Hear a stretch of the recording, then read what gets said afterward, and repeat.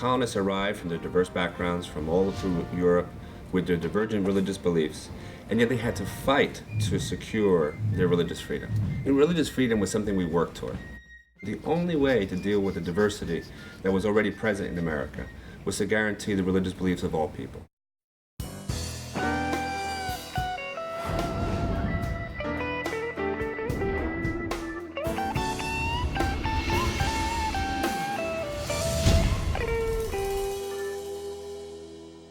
Right here, we practiced for show choir. It was called Satin Starlights, and we went to a competition in California, in San Diego. How'd you do? And we were last. Abby was away at college the first semester, and the yearbooks didn't come out until October after graduation. They asked us to submit words of wisdom that we could pass on to our classmates. This is my senior picture, one of them. This was at band camp. The teacher that was in charge of the yearbook committee said, "Oh, Mrs. Mueller, I have to tell you, Abby submitted something to the yearbook that we just can't print." And I'm thinking, oh my goodness, I wonder what this child submitted. Being a Christian, biblical verses were something that guided and shaped my life every day. So I felt they were very wise words to live by. And so I submitted a verse, Jeremiah 29:11. "For I know the plans I have for you, declares the Lord. Plans to prosper you and not to harm you. Plans to give you a hope and a future." The teacher said, "You know, we are not allowed by law to print that." And I said, "Why not?" And she said, "Well, we would be sued big time, you know, separation of church and state." I said, "Just a moment. Separation of church and state doesn't apply to this issue." The Constitution's very clear that schools and the government in general have to stay out of the business of religion. So this is distinguished from situations when students, without the involvement of teachers or principals or administrators, want to express their own religious views. This is a student expressing her beliefs. This is not the school expressing their beliefs. If this was the principal talking about religion helping him, then that would be school-sponsored speech, and it would be something that we would oppose. But since it was her views, and they had given her a forum to express herself, that it was something that the school could not suppress. There can be no doubt of the couple of lines in the yearbook reserved for the valedictorian's advice to others is the speech of the valedictorian and the valedictorian alone. We thought, you know, for the kind of thing that this was really a positive thing, and to say that you couldn't print it was just amazing. They omitted it. They didn't print it. Wow. It was very emotional for her, you know, just recounting the story. It was very difficult, and it hurt. Well, I think in the course of looking for a law firm, we had made calls to probably 20 or so different firms. I remember being very discouraged and thinking that, wow, if a Christian law firm cannot support me, really, what case do I have? Is this really worth going after? Well, then she surprised us totally. She came home and said, "I'm going to call the ACLU." You can't discriminate against or for any religion. That's what's essential here. And what is so necessary is when people really believe these religious beliefs and want to be able to articulate them, that we give them the room and the space and the ability to articulate those religious beliefs. That's what defines America. This is the yearbook from my senior year.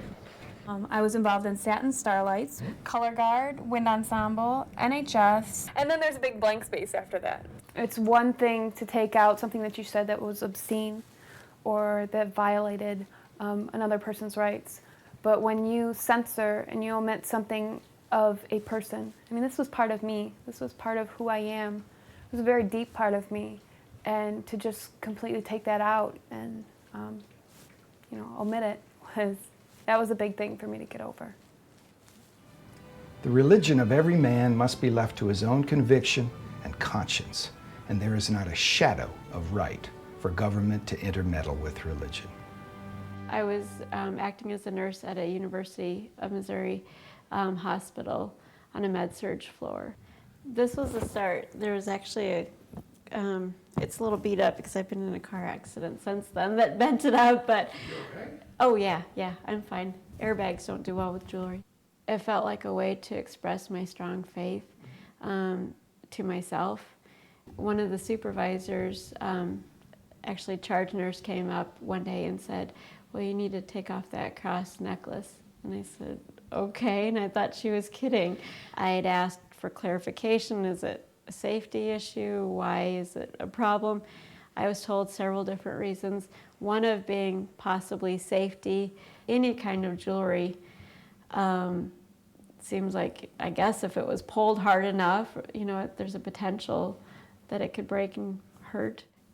So I switched to wearing the little lapel pin that was like a 1/4 inch size and wore that instead. Eventually, I was told that that was not in compliance either and that I was going to lose my position. It had nothing to do with work performance. It was the matter of wearing a cross. The ACLU came to my defense. I did not go back to the hospital, but they did offer me my position back. You learn all these things in middle school or high school or whatever about our rights as an American, but sometimes until it's tested as an adult, you really don't realize the full effect of having these rights and when something is going over the line and when you need to stand up and say, hey, wait a minute, let's get back to basics here, this isn't right.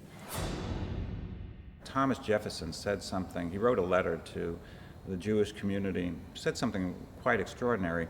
He said, when it comes to matters of religion in this nation, united we fall, divided we stand.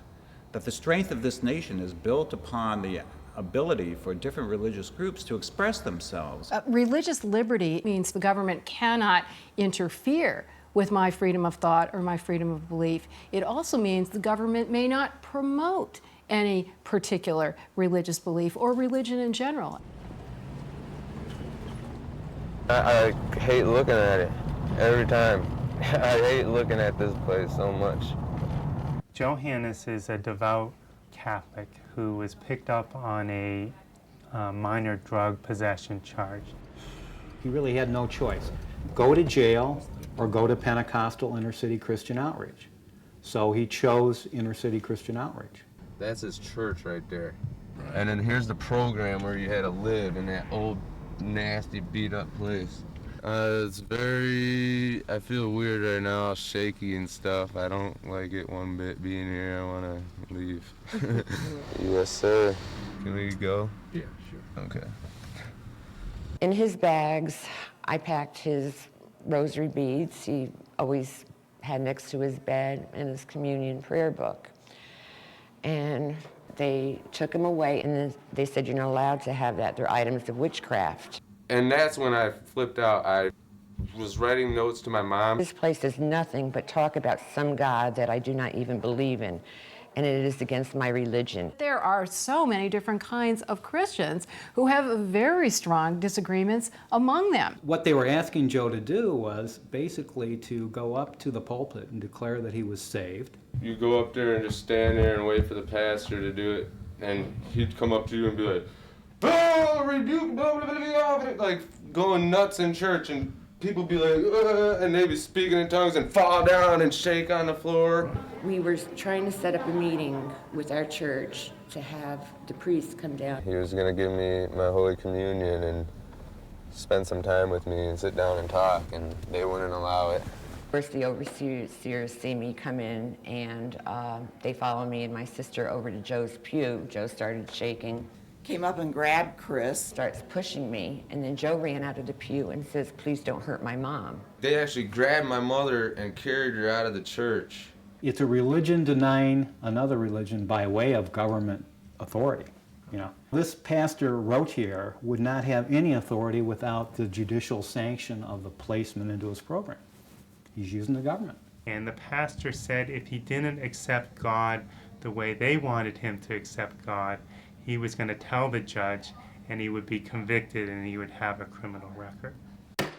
I filed a motion asking the judge to allow Joe to leave the Inner City Outreach Program. The judge basically ignored our argument and took Joe out of the program and sentenced him to jail. I couldn't believe it.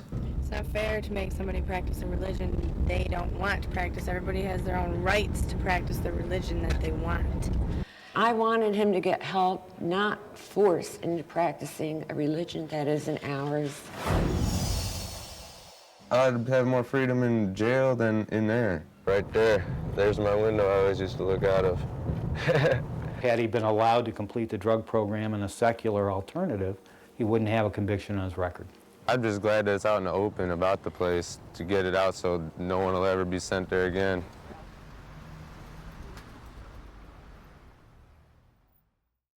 The government cannot endorse or promote any religion. And if you think about it, which religion would they promote? Who would pick? Plurality and diversity are the hallmarks of God. If the government sided with one religious institution or one religious tradition, clearly the other children of faith would cry foul. That's not fair. We moved to the country, to a 10-acre home area because we wanted to get our kids out into the country. I found out that one of the teachers, Ms. Rebecca Ernest, said that God had appeared to her and told her to save the children of Little Axe. And then I was finally told by my children that in the mornings they could not get into the school if it was raining or snowing unless they went to the prayer meetings. We had to fight and make sure that the schools remained the province of a secular approach to education. And yet the schools continue to be the battlegrounds for many of those basic rights. One of the things I had to explain to my 8th grader when he came on, he said, "What does once saved, always saved means?" The teacher said, when you give your heart to Jesus Christ the first time, then you will go to heaven no matter what you do. And I said, that's not the way that you've been taught.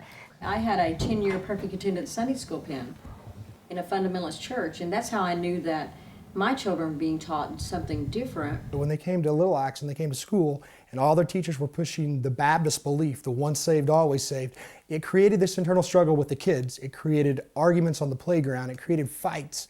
The pressure on children to attend these meetings was tremendous, and in instances where students said they didn't want to go, pictures of upside-down crosses were put on their lockers. So I tried to reason with the school board. My thoughts were, they have to know this is not right, this is against the law. And as it's been defined by the courts, that a school district cannot take a conscious action that is supports or denigrates a religious belief. I had phone calls that would say, we have ways to get rid of people like you out of the community. We received our obituaries in the mail. I remember the day just like it was yesterday. When we arrived at the football game, my son comes walking towards me, and he's not in his football uniform, and he's accompanied by 2 police officers, and they said, you need to go home because your house is on fire. A couple of the board members were on the fire department as volunteers. They came and they brought no water in their pumper trucks.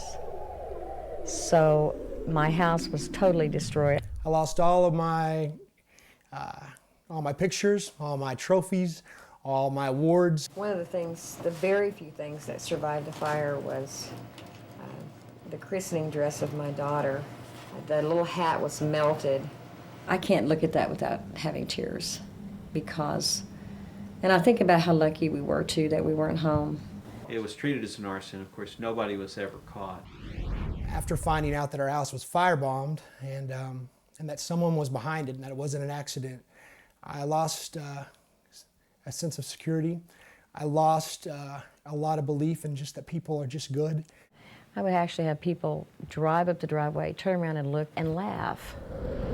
In this country, when the Bible was being read in public schools, there were literally riots, and people were killed in fights about whether it would be the Protestant version or the Catholic version of the Bible. So you can't eliminate conflict, and you certainly can't even assure that your own religious freedom is going to be protected unless you are willing to support the religious freedom of everybody else. My son that's timid, and he also had some learning disabilities. He had vision just in one eye. He was in the swing.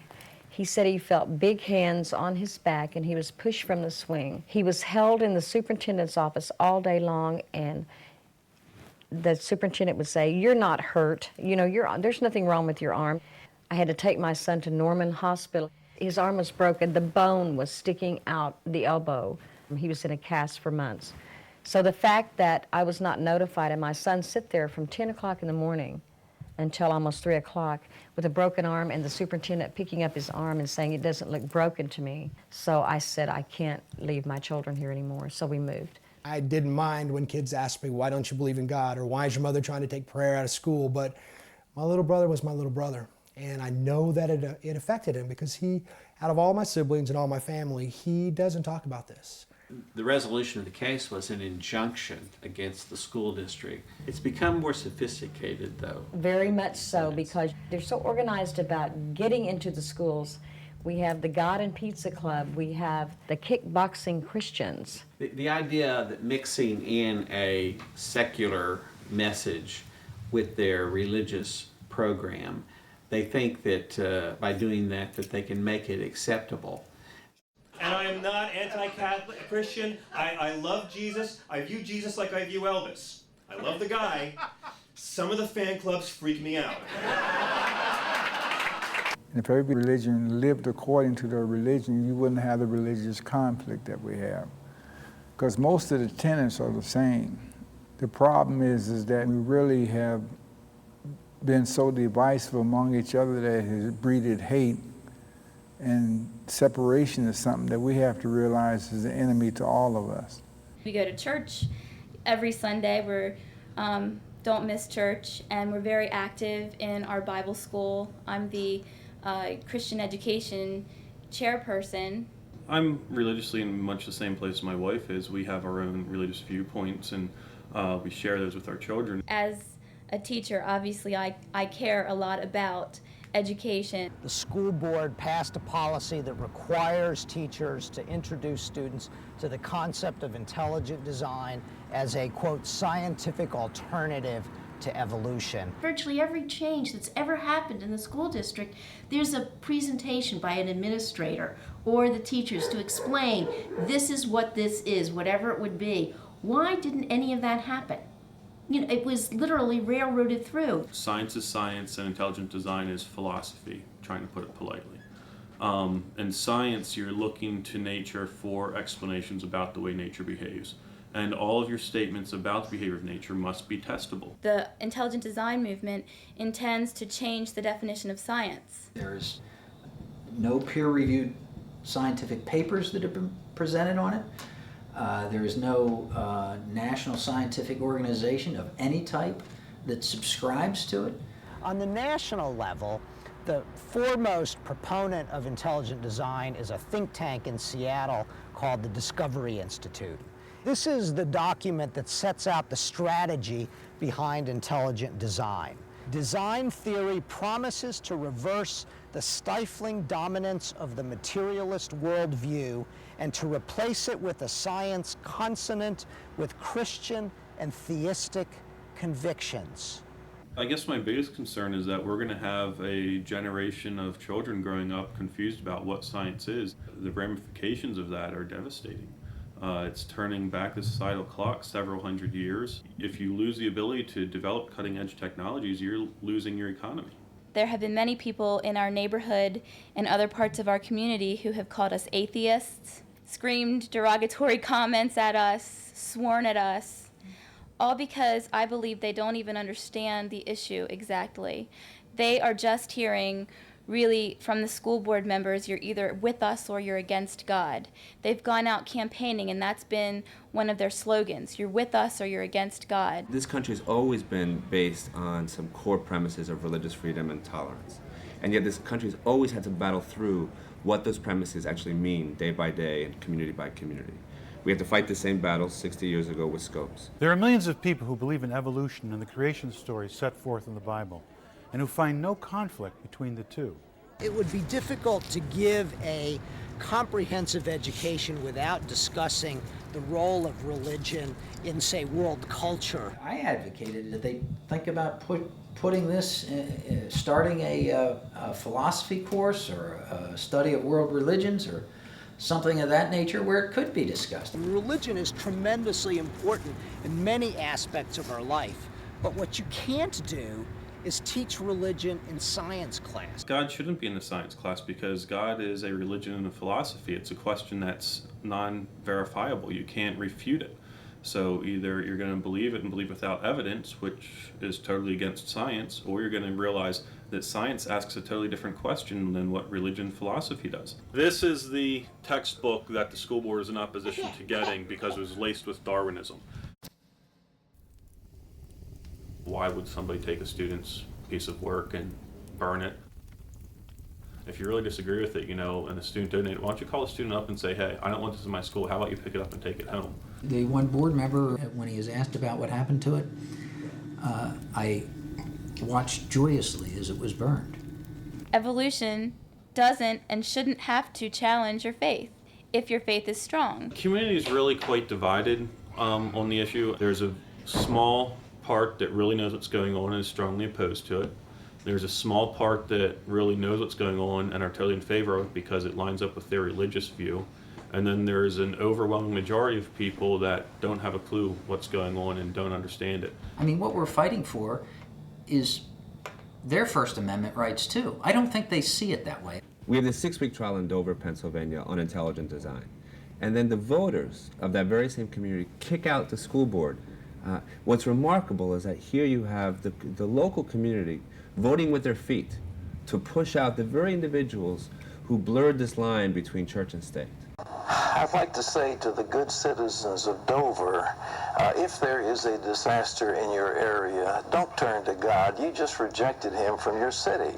And don't wonder why he hasn't helped you when problems begin, if they begin. This whole process has been exhausting, it's been stressful, it's just been emotionally, physically, mentally taxing. You don't necessarily want to get involved in the battle, but what are the other options? Your option is to let this church and state become one, which obviously doesn't do the church or the state any good.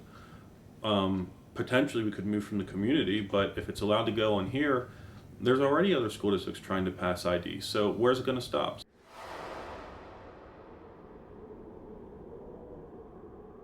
A legitimate conflict between science and religion cannot exist.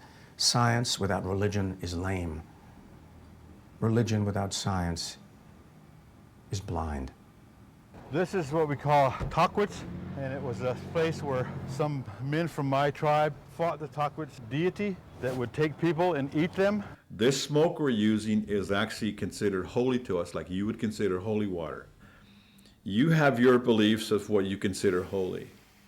We have our beliefs that we consider holy. However, you think of our things as myths and stories that are just made up. But so are yours. I believe and was taught that when I die, I'm not going to go to heaven, I'm not going to go to hell. All this will disappear. I'm going to be standing here in an old village. As I go there, I see people that are long-haired men coming to greet me, and they'll tell me where I go. Maintaining long hair cuts across many Native American religions. It's a very important connection to ancestors. It's a religious choice. It's a spirituality. To me, it's connected to my head, and I only make it an offering when someone's death, when someone dies. I did that in 1980 for my father. I got in trouble. I got pulled over by the CHP because I had been drinking, and my cousin had just died, and I was feeling real bad, and of course I shouldn't have done that, but in a lot of ways I'm glad they pulled me over so I didn't do some vehicular manslaughter. You don't lose all your rights when you go to prison. You don't lose your right to practice your religion. The United States is very protective of religious freedom outside of prisons, and it needs to accommodate religious freedom inside of prisons as long as it's consistent with security. There's a lieutenant in there. He wants me to cut my hair. And I say, no, I'm refusing to cut my hair. I'm not going to cut my hair. Originally I told him, if you just leave me alone and don't bother me and provide me my religious things, I won't take this any further. Billy wrote to the ACLU office in Los Angeles where I was working at the time. His letter said, my religion requires me to keep my hair long, and I'm being punished for that by the Department of Corrections, and I think that violates my rights, and I thought so too. They would have had to strap him down and tie up his arms to cut his hair off. As long as he had the option of taking the punishment, he didn't see it as an option at all. We found out late in the case that his prison sentence had been extended because of his refusal to cut his hair. I've been beat up because of my long hair in the federal system. My ribs were broken because of it. From the beginning, it wasn't about him. And he made that very clear. He would not be raising a legal stink if he didn't think that there were even greater violations of the rights of Native Americans going on in prisons. This isn't for me. This is for men behind me that are coming up. Here in America, there was the Iroquois Confederacy. There were many, many delegations that came to talk to the white men. And we said, here's how we do our things. The United States Constitution is almost verbatim what the Iroquois Confederacy wrote. I think Benjamin Franklin and Thomas Jefferson probably would have sided with my case on my side because I have a religious freedom, freedom of religion, the First Amendment. The government must guarantee that all the children in the family, that is, the citizens of the state, will be treated with equal regard when it comes to the issues of their faith.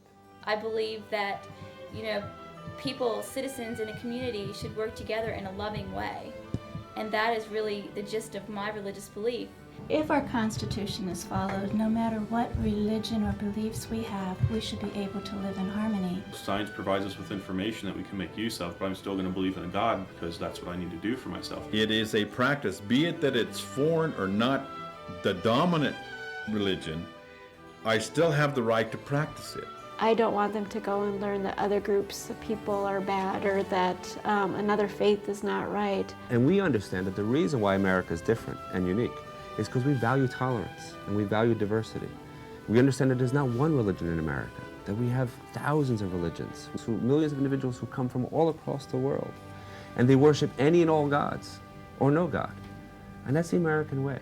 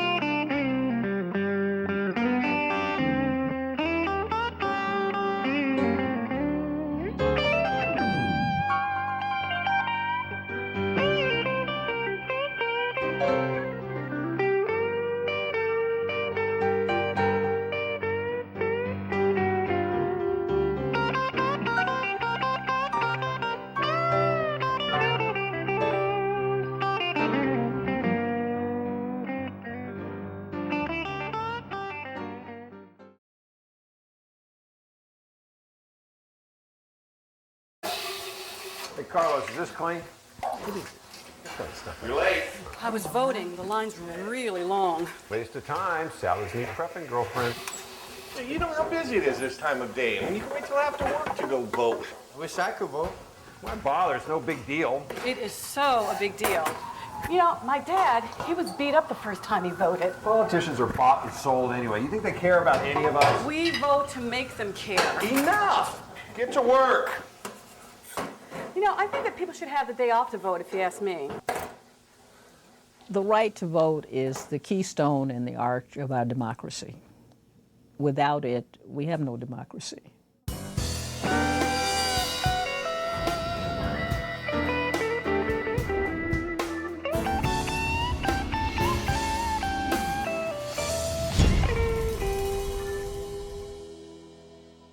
You know who pointed this out to me, that racism exists here? A black man from Alabama. And he asked me, he said, how do you live here?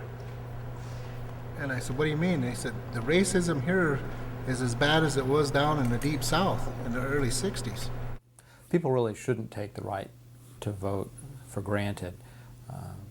People died in this country for that right. The real breakthrough insofar as voting is concerned was the passage of the Voting Rights Act in 1965. Section 5 of the Voting Rights Act is clearly important to us as Indian people because that pre-clearance that is provided in the law basically dictates to state that they have to be on notice that they have to treat us fairly in regards to our rights under the Constitution.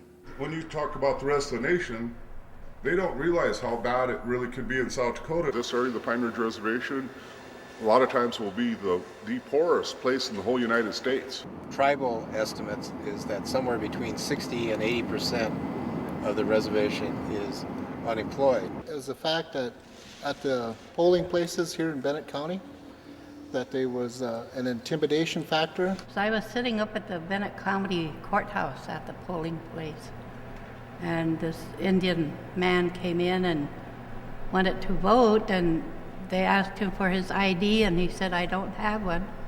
And she says, "Well, you can't vote then." So he turned and left.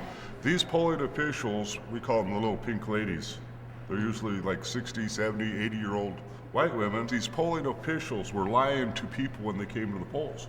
She didn't tell him that he could sign this affidavit. What eventually happened was our Indian people got to a point where they really didn't care to get out and vote. One individual goes home after being told that you're not allowed to vote because you don't have an ID.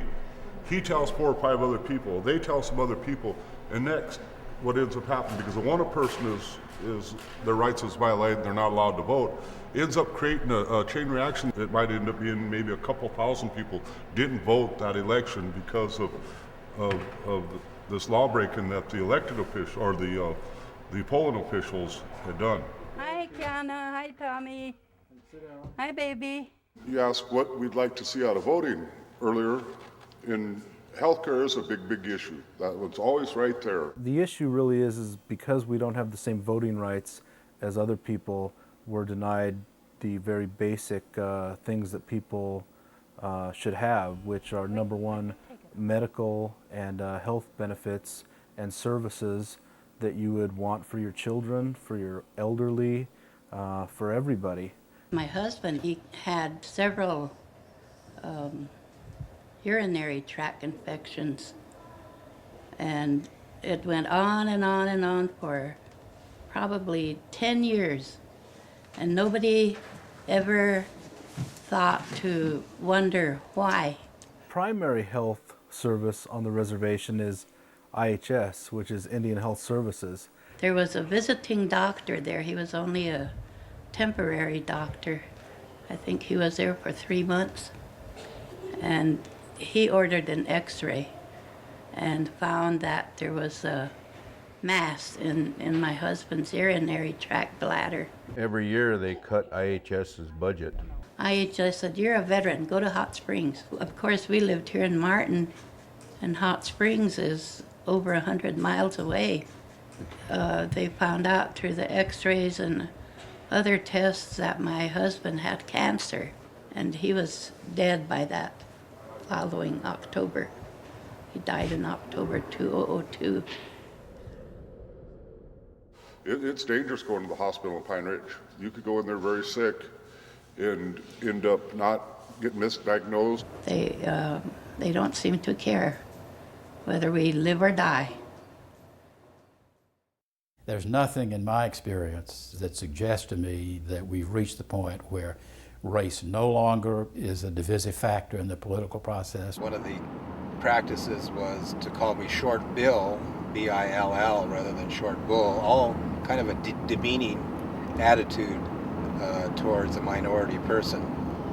And I guess as minorities, we've all had to encounter, that kind of mocking humor that people want to make about minorities.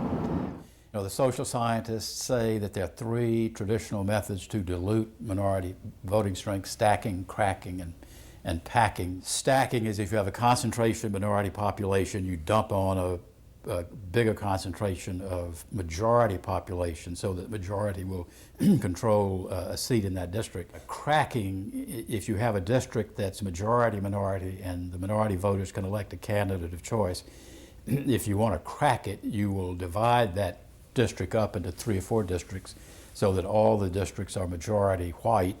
Sometimes the minority population is so concentrated that you can't stack it and you can't crack it.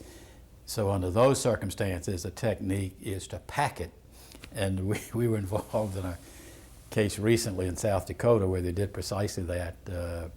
they packed the district with 93 or 94% Indian population to make sure that they would limit the number of majority Indian districts. So the ACLU Voting Rights Project brought suit on behalf of 4 tribal members against the South Dakota Secretary of State. This group of people here is part of an awakening of the Indian across this reservation. And so the court, in fashioning a remedy, has unpacked the district, and the new redistricting plan will enable Indian voters at the Pine Ridge and Rosebud reservations to elect at least one additional member of the South Dakota legislature. We took 3 county commissioners, a mayor, and a couple other people out, and we elected a school board member for one of the first times ever our Indian children have had representation on the school board.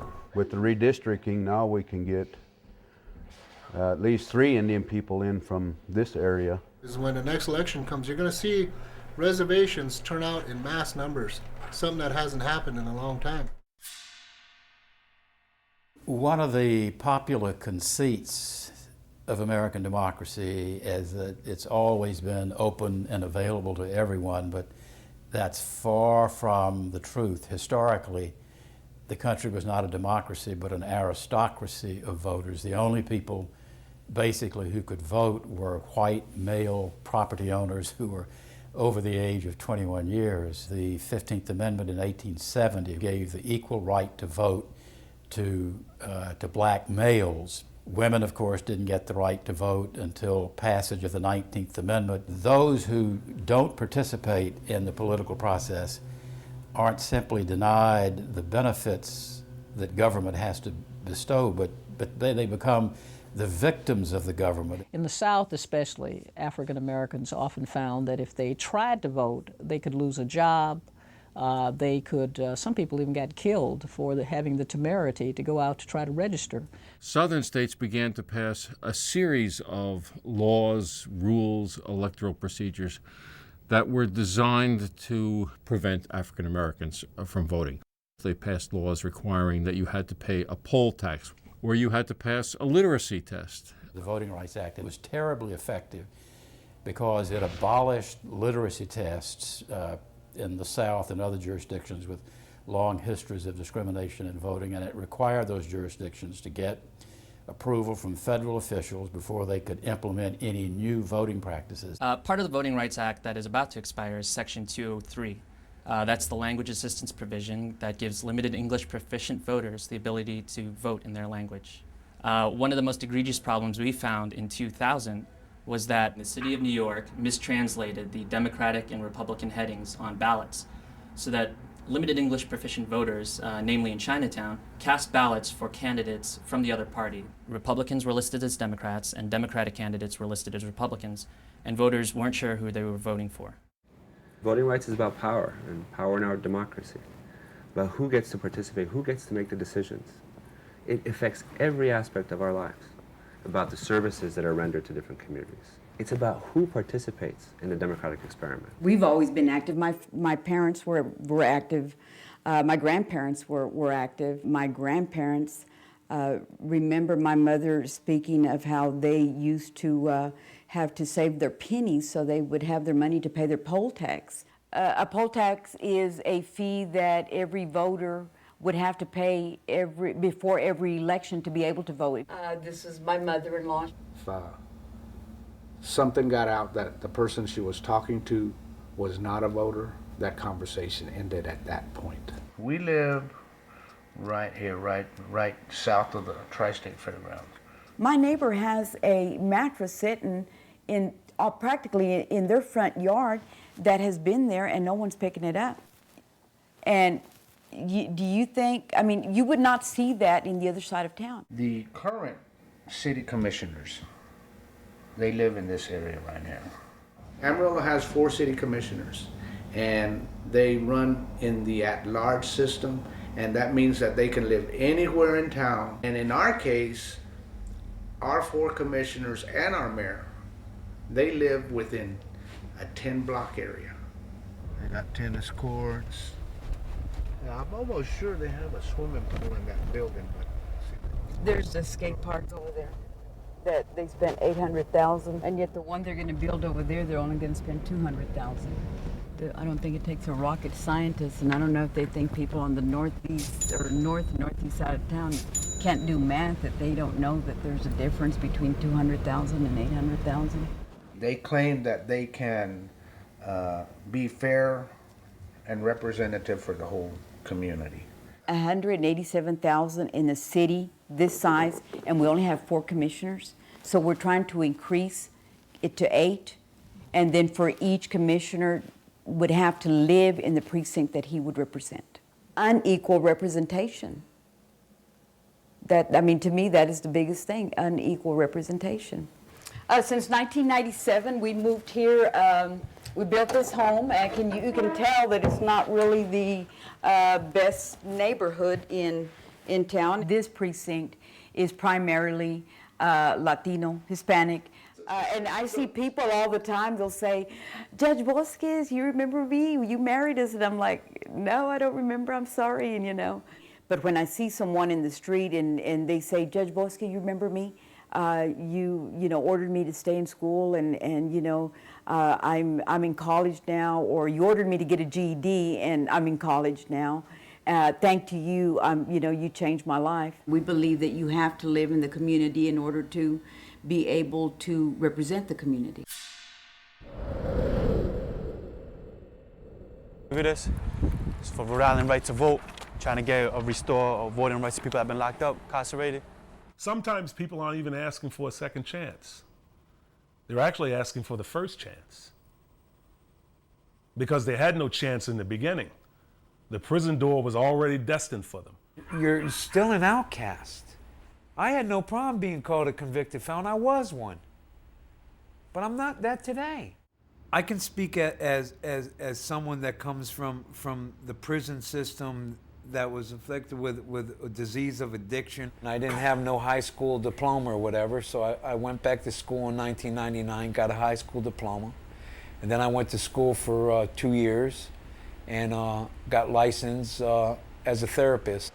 I still do not understand why we do not have the right to vote, especially people that have proven themselves in society. There are people who've come out of prison after 30 years and want desperately to reintegrate. And one of the things they'd like to do is vote on issues that concern their immediate communities, including their families, and they find they're shut out of the system. So I happened to spend several years in prison myself, many years ago.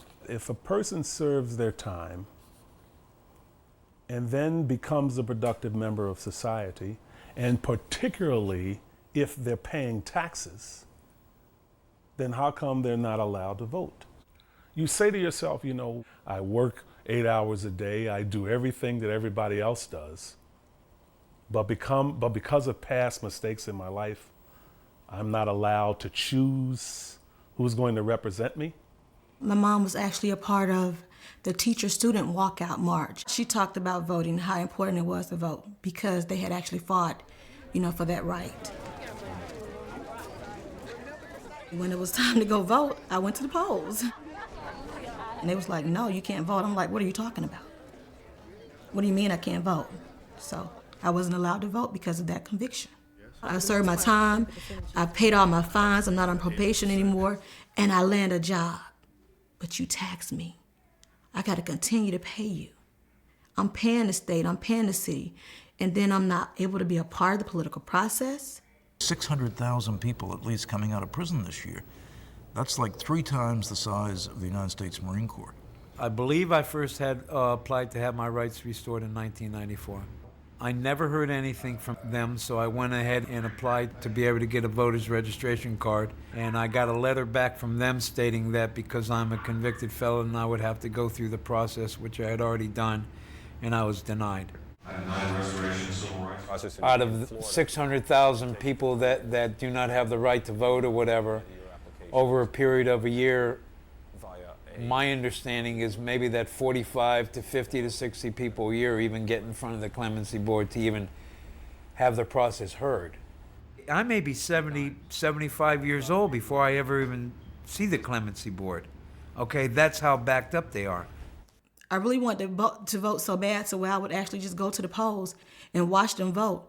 And because I wanted people to know that I had voted, which I had in all actuality, I would find a little sticker that they would put on them and walk around with it on me, saying that I voted, in all actuality knowing that I hadn't voted. When Bush was debating for presidency there, that what makes an American? And his response on national television is that what separates Americans from other countries is they have a right to vote. We're now the only democracy to disfranchise as many as we do for as long as we do. And this number includes over 500,000 women and mothers, over 500,000 veterans of the United States Armed Forces. In total, we're talking about 5 million disenfranchised citizens of the United States. I believe that I am living the typical American dream, okay? With only without the right to be able to participate in that dream. You're constantly reminded when you're not allowed to vote what they really think of you. In Charleston, this is the home, this is where everybody begins if you're African American in this country. Sullivan's Island is our Ellis Island, and 40 to 60% of the enslaved Africans came in through South Carolina. If you are born African American, you are born political. When I first came home in 1958, all of this was prohibited area. You could walk on it, but you couldn't sit down, in other words. So that if I sat down on any of those benches over there, the Gestapo would come and arrest me. The only way that you could sit on one of those benches is if you were a black female with a white dress on and a white baby. There were no jobs available when I finished one of the best law schools in the country, Boston University. Best thing I could do was either teach school, go to work in the post office, or do what I did, and that is go in my own office. I can tell you that there were only a handful of black lawyers in the whole state of South Carolina. And we never imagined or dreamed that the day would come in our lifetime where we would be elected as judges. The city of Charleston was predominantly African American. Now, the city of Charleston consisted of only a limited area in downtown, you see. And when I first came home, the big hue and cry was, hey, we got to annex, in other words, or we're going to have a black mayor. Charleston used to be a finger that stuck out in the ocean. And they went West Ashley, ultimately part of James Island, and a little piece of Johns Island. And the last thing that they incorporated into the city was Daniel Island, which isn't even in the county of Charleston. The idea in doing that is to neutralize the black vote and to see to it, in other words, that the city of Charleston remains under the control of white politicians. I took on the task of running to be the probate judge of Charleston County. And my opponent was a life insurance salesman, white, who, as best we could ever determine, might have had a year or two of college, but we know that he never saw the inside of a law school. The Republican Party did all kinds of things to keep me from getting elected. A week or two before the election, in other words, they put a picture, a postcard picture out in the white community with a black picture of me on it, in other words. And, you know, the obvious intent was to communicate, in other words, to the white community, this is the colored boy, you see what I'm saying? And so then after I was elected, we had a 7-8 hour trial here on the local level, and all of the local election commissioners voted for me, including the Republicans. They then appealed to the State Election Commission. 6 months later, they ruled against me 3-2, the State Election Commission. Then I had no alternative except to appeal to the South Carolina Supreme Court, which I did. And about August, the South Carolina Supreme Court ruled in my favor. The day I was elected and sworn in as the first African-American probate judge in Charleston County, County Council cut my salary to $59,000 and based it upon a vague and ambiguous state statute, which later a federal judge said didn't have anything to do with the job. The difference between black and white is green.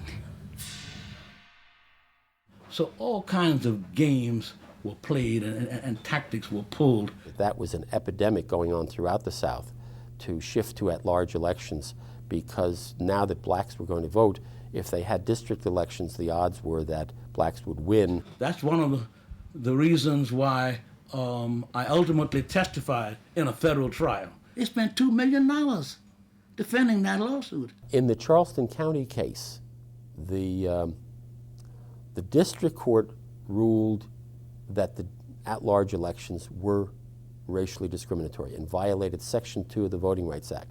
We now have, I think, 4 blacks on county council. First time in history, in other words. And we've got 6 Democrats on county. And it's going to make a tremendous difference in all of the aspects that the county council controls, because county council is like an octopus.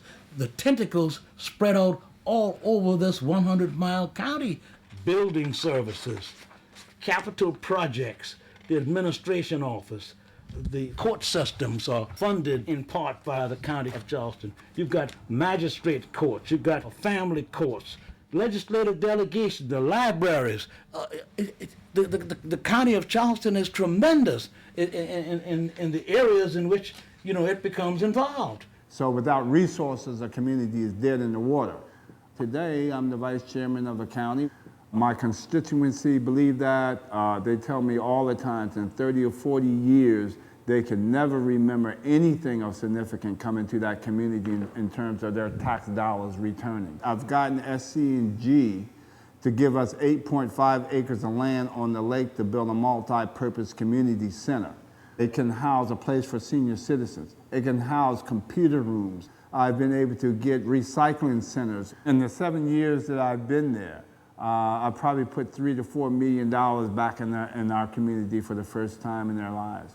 Many young people do not understand what the right to vote has to do with them. I talk to students who say to me, well, so what if I vote? Or so what if I don't vote? My life will go on. They don't really understand. They don't have to go through the humiliation and the embarrassment and the intimidation that we had to go through. But what they must understand is the connection between what happens to them, whether they have student loans available or don't have student loans available. You just have to persistently tell young people what's right and just give them that synopsis of what can work. Then if you're aware, you have analysis, what is the vision for the next 3 to 5 years? Are you going to participate? And that gets into the issue of power. You know, what do you want? What are you demanding? Who's with you? Who are your allies? If young African Americans by the 3rd grade don't equate to understanding what the lessons are, they are building prison beds for them right now as we speak. The most powerful Civil Rights Act that we ever had was the Voting Rights Act of 1965. That's what changed the complexion of so many different things, in other words, and which ultimately led, of course, to the election of black officials from every level, up and down. If we really believe that we are living in a democratic system and we tout this to other parts of the world, then we ought to practice what we preach. And we ought to consider voting a right and not a privilege. They are obviously not in touch with reality if they think that the problems have been solved. And what the Voting Rights Act does is it says that we're going to share this power around. In regards to the Voting Rights Act being allowed to elapse in 2007, I think that this would be one of the most disastrous things that could happen to minority people. I myself and a whole lot of other people I know aren't going to stop fighting for the cause. We are a secret giant, in other words, using the voting power that we have, we can change America.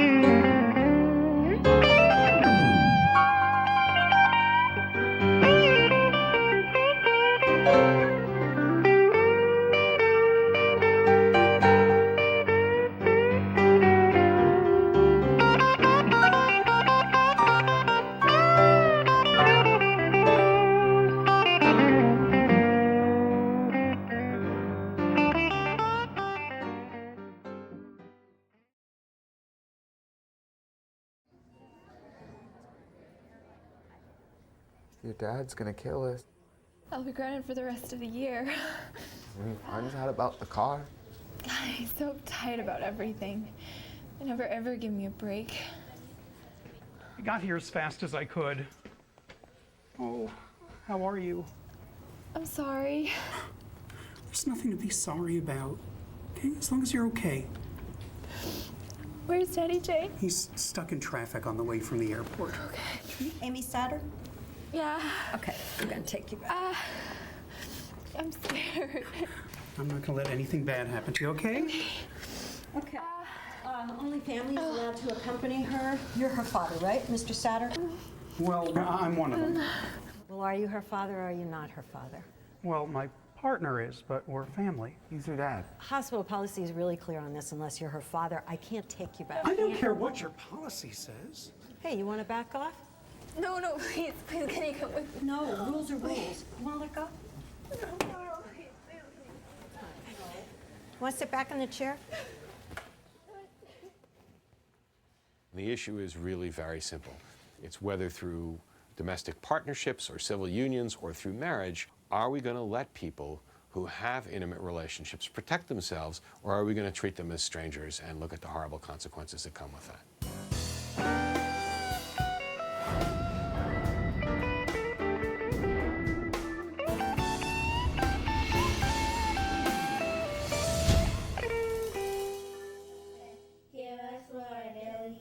Amen. Our kids are phenomenal. Our youngest is the one that we've had the longest. He came to us, he barely spoke above a whisper. What do you tell your friends? He used to hold his head down. Hi. He was not self-confident at all. In a period of a couple of weeks, that all changed. I can't hear it. He wanted kids, yeah. And we have two more who are actually biological siblings. Mateo, by far, is the calmest of the three. I live here at a year and 2 months. It's fun. Well, I think Renee, she sees herself as the boss. The bottom line is we're trying to give them a better life. They were born drug exposed and they were abandoned. It was not like people were rushing to the door to adopt these children. We love these children and we realize they come from hard-pressed backgrounds.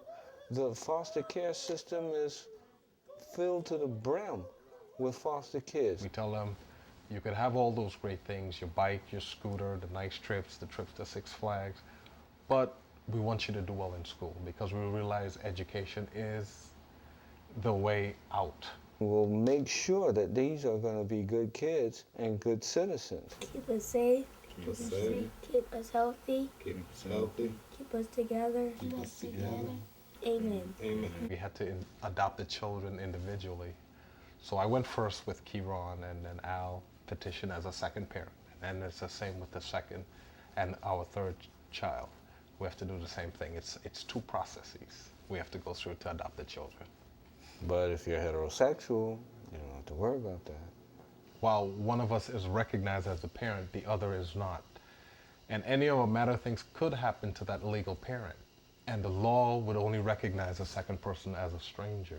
For the state of Maryland not to say, we don't recognize you as a family is just plain wrong.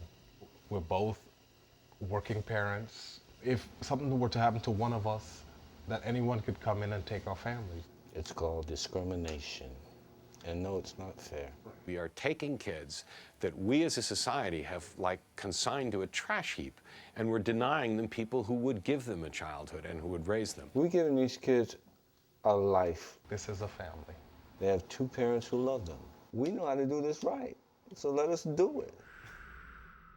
Gays raising children, it's natural, shouldn't it be? I mean, everybody should have the opportunity to raise children if they want to, and there's so many children that need care. Why would it matter if a parent is gay? Are you gonna catch gayness from them? You know, like my parents are really uptight. So did I grow up to be really uptight myself? No. We've been together for 17 years. We knew from the beginning that we were soulmates and that we would be together forever. So having planned to have this child together, If we had been a heterosexual couple, we would have never had to go through the adoption process that Lancey went through. My whole background got checked. Social workers came in and did a home visit to make sure You got a psychology visit? Qualified parents. Yeah. I had to go see a counselor to make sure that I knew that I was giving up some of my rights as a biological parent. So that I could have some rights too? This is actually the day that we officially became domestic partners. We know that we have to put legal things in place, which we haven't completely done, because it's expensive to do. It would cost us a lot of money. We have to find a lawyer to handle all of that piece. We have to put legal things in place in order for Lancey to be able to make sure that she can take care of Olivia. I mean, who knows? Any decisions that need to be made in case something severe would happen? I mean, it wouldn't go to me. It would go to perhaps your mom or a family member. If you're married, you can adopt your partner's child. It's called a step-parent adoption, but in most places that's tied to being married, and of course same-sex couples can't get married.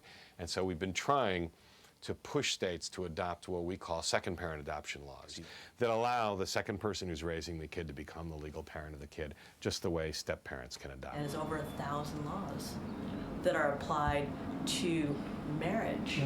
That you have automatically given to you that you don't even know about. And then as far as domestic partnerships, not even half. It's not even close. We always feel like Lancey's parental rights are always in danger of being taken away. So someone could come in and say, oh, well, the domestic partnership doesn't mean anything anymore, and so basically everything that your adoption is based on is invalid.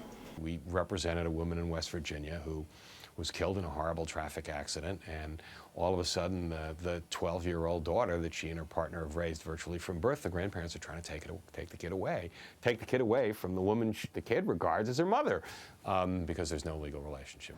Any family member could come in and contest Lancey's parental rights since she's not the biological parent. As far as domestic partnerships, like, you know, you have it, but do you really have it? Are we going to let people who have intimate relationships protect themselves, or are we going to treat them as strangers and look at the horrible consequences that come with that? Now, my mother didn't know how to explain to her friends, you know, where she had this grandson from, because by that time, Sharon and I had only been together for about 12 years, so no one had any idea what was going on. So what my mother told her friends was, Judith's roommate, she's a lovely girl. She takes in the mail when Judith travels. She was walking down the street. There was some hypodermic needle flying around. It happened to have sperm in it. It landed in a vagina. She had a baby, and then Judith adopted the baby.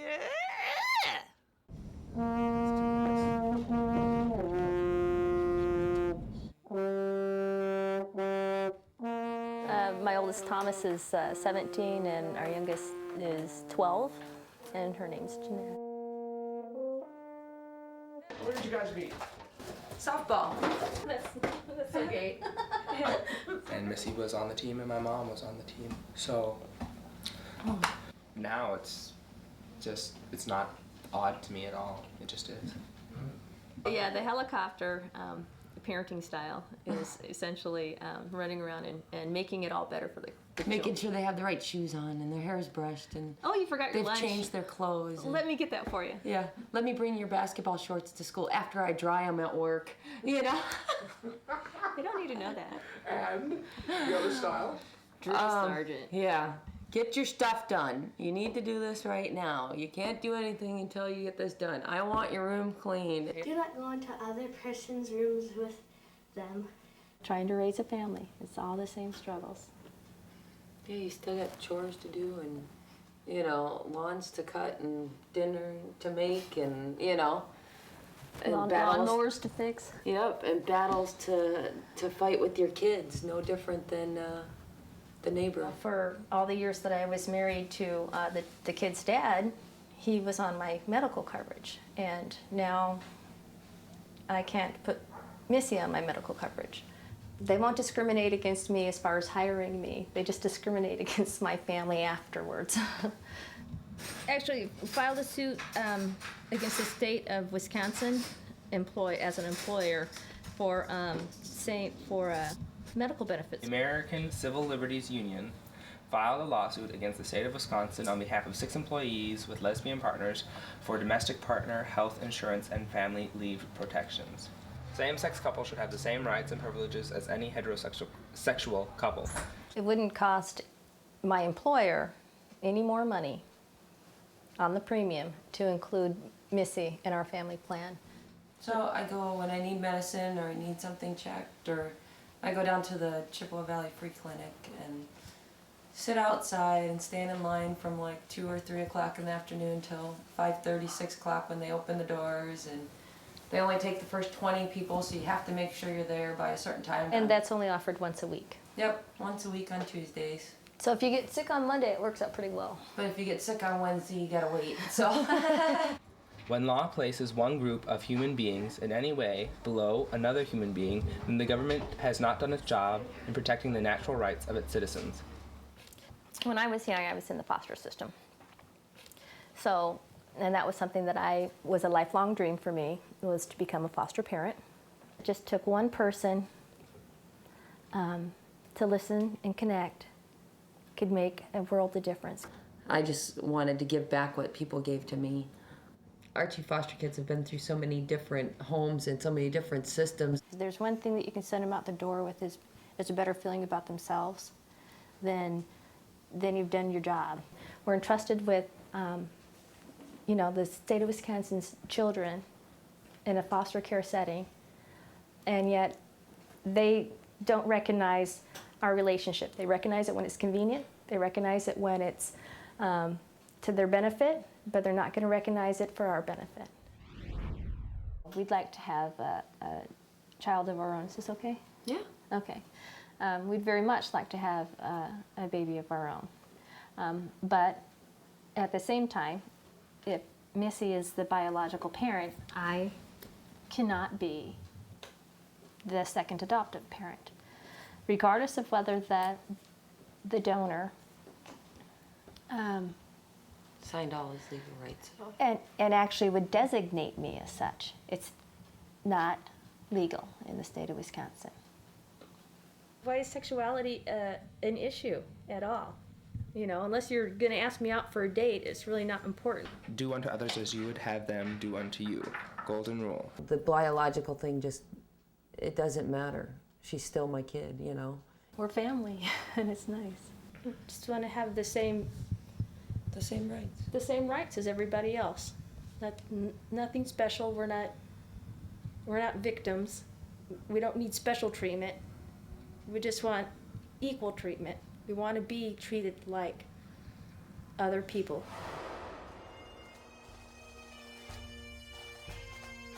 Older daughter, younger daughter. This was her wedding. Oh, that's the whole family. Well, they thought their life was an after-school special, Mommy and Daddy Mary have children. Daddy leaves. Mommy brings in someone else, and it happens to be a woman. And Daddy gets married, and at age 57 has a little baby. Couldn't have happened to a nicer guy. Oh, I was attracted to women. I can tell you name, place, date. It was a statue, and we all right knocked down. Just a list of references. 5 years old, I stood there and said, wow. Don't let her tell you short. There was a list. 6 months later, there was a lump there that they were aspirated. Then 6 months later, it came back. And then 6 months later, it came back. And then the cancer was in 2 spots on the right lung. Well, this was devastating to me. I continued working, and to the best of my ability. And I also made a decision and determination that I wanted to finish my master's degree. So I did. All in the middle of chemo. All in the middle of chemo. But it was just something here that said, get that. If you're going to die, get that first. And there I was in the middle of Lehman College, and my gown, and no hair. No hair. No hair. It was great. The chemotherapy did a lot of damage to Carol, in my opinion. You see the neck movement, that's probably from the chemo. That was a whole year and a half out of our lives. Yeah. Carol has a terrible reaction to anesthesia. And she had her first reaction at 8:20 in the evening. And I was there, and I got the nurse, and they brought everybody in, and they were taking care of her. And at 8:30, when the announcement went, visiting hours are over, a nurse turned to me and said, "The hours are over, leave." So I said, I'm her domestic partner. And they were like, what's that? And I was like, well, we're like spouses. Well, you can't be. Women can't be married to each other. And I was like, and it was like, whoa. The woman that I love more than anybody in the world is having a problem, and you're going to send me home? I just had this horrible fear that something awful was happening. They were making me leave.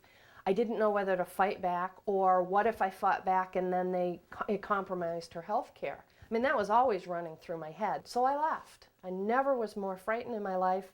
Got home, called the hospital, and they wouldn't give me any information over the phone for about, 18 hours? I didn't know what had happened to her.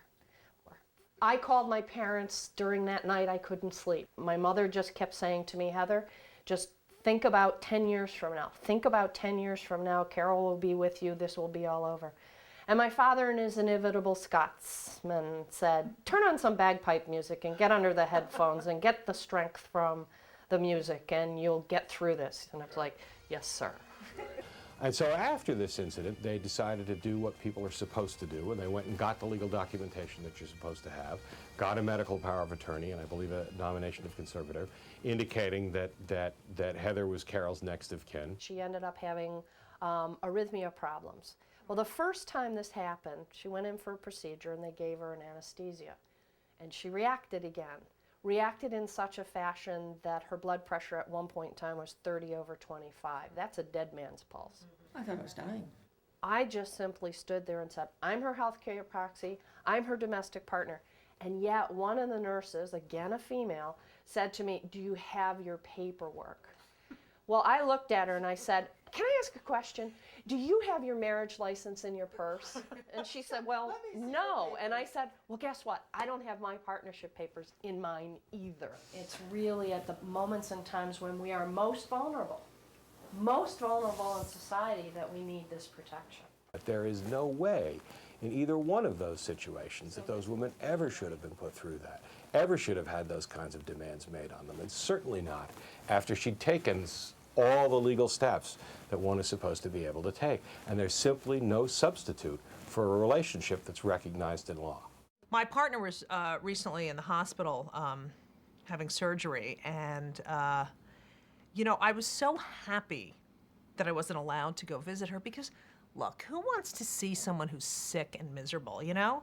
If she can't be happy and healthy all the time, who needs it? You know what I mean?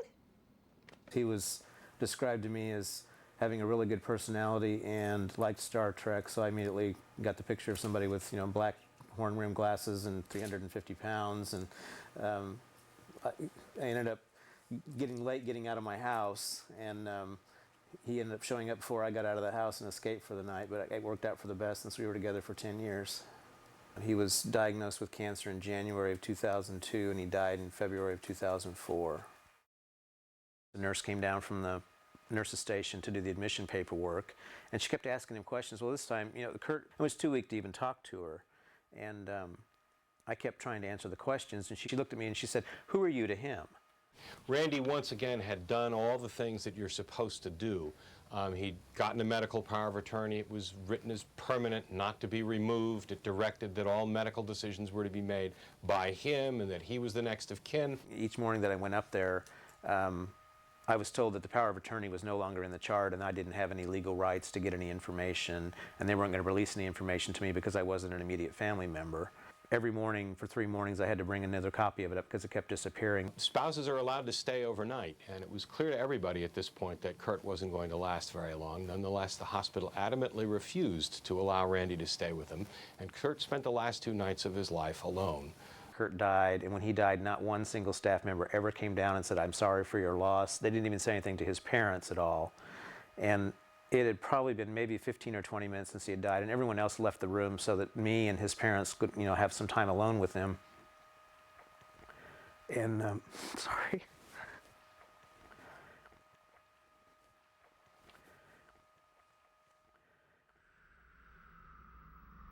When people are denied access to health care, or denied access to their loved ones, or denied jobs, or kicked out of their homes because of who they are and who they love, that rubs us the wrong way as Americans. We are not giving everybody equal rights. You can't give equality by degrees. You can't give some people equal rights and some people not equal rights and then call yourselves sort of like a free country. It's not. I mean, it's just, it doesn't make any sense. I've always been one to accept everything. I figure I'll be here as long as the good Lord wants me to. Young females, these are only, I think, about 6 months old now. These are giant New Zealands. If you throw 2 bucks in there, one of them humped the other, but I don't know what you exactly call that. Vietnam was a funny thing. Everybody done. You did a lot of things over there that you didn't do back in the States because you didn't know if you was going to be alive tomorrow or dead. I spent 12 years in there, and most all my friends knew that I was. And they couldn't care less. We met on the Arkansas River, on like a pier went out in the river, and I was down there just sitting out there, and it was about this temperature and about like this right now. Out there, and I sat there, was sitting there, and he walked up behind me, and we got to talking. And it just kind of bloomed on from there. And they moved out onto a farm where Earl's parents lived. It was absolutely like any other relationship I had. I was married to a woman for 11 years before him, and there wasn't that much difference. Me and her had arguments. Well, she did the arguing, and I did the listening. And he did the argument and bitching, and I did the listening. So it was identically the same thing, just different sex. And I got custody of the boys, and she knew she couldn't work and take care of them, so she didn't argue about it. We had the big house, which was ours. We built it. So the two of them raised Sam's kids on this farm. Earl's parents got old, as we all do. They got sick as they got older. And Sam basically took care of Earl's parents both of his parents in their final years. She called Earl Papa Earl. I was just Grandpa. He died in 2000, September 13th. He was ate up with cancer. While he was in the hospital, I went in and changed his bed. I changed his clothes. I shaved him and everything else. Took care of him while he was in the hospital. But when he began to see, while he was in the hospital, he began to see people come in to visit him that didn't come. It was hard. It's hard when you lose somebody like that. It's just like, taking half of you and losing it. It's only half left for a long time, and you catch yourself talking to them or showing them something, or you do something and it comes out right, and you say, yeah, it accomplished something, and there's nobody there to do it with. So it hurts that way. Earl wanted to make sure that he'd taken care of everything properly, so he went to a notary and did a will. The will is a will, but I didn't know that it required another signature. When Earl died and Sam brought the will forward, he got told that that will was completely invalid. And of course, since he and Earl were never married because they couldn't marry, society treats them as strangers. And they ruled that my taking care of his parents until they died while they were sick and taking care of him was done out of act of love and not because I was expecting to get anything from it. And then they turned around and said, well, since that we weren't a family, no blood kin, that I wasn't entitled to inherit. And so basically the state of Oklahoma has taken the farm they lived on through all their adult life, the farm they raised their children on, the farm they nursed Earl's parents in their final days on, and the house that the two guys built with their own hands, and given it to distant cousins who have had nothing to do with any of them throughout their adult life because they disapproved of their relationship. It's not fair at all, but then life, I guess, isn't fair, but sometimes you hope for a break. Democracy can't be a spectator sport. That we all have a responsibility to bear to make sure that we change the dialogue, that we change the discussions. For a while it was race that they had the problems with. Now it's gays. What we're talking about is whether or not the gay lesbian community should have those same rights of all people. That you don't carve out one community and say, you've got rights, but these folks don't. That's not the American way. Now, we have very strong family values, you know. A lot of her friends, you know, would be really happy to have two moms. These children came from hard backgrounds, and now we're seeing the difference. All I want to be able to universally walk into any of these circumstances and say, we're a married couple. And the only thing that's going to change it is if something happens in the legislature, so that they can't do the things that they did to me while Kurt was in the hospital. Everybody should be equal. That's what the Constitution says, and by golly, we're not equal. They don't treat you equal.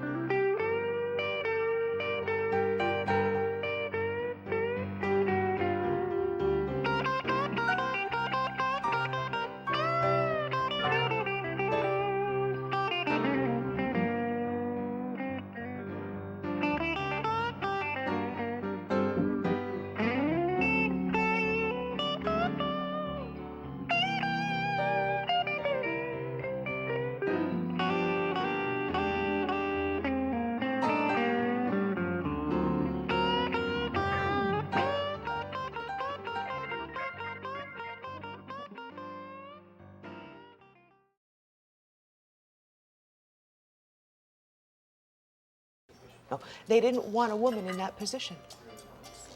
No, my stats are higher than his. Oh, I was so counting on that promotion. Good, thank you. Check, please. Now, what do I do about Dad? Oh, I wish I could file a complaint. But you know how hard it is to prove discrimination? Damn it, girl! What's the matter with you? Can't you do anything right? I'm sorry, listen. This is coming out of your paycheck. Understand? If it wasn't for that nice ass of yours, I'd fire you. Say you won't do it again, okay?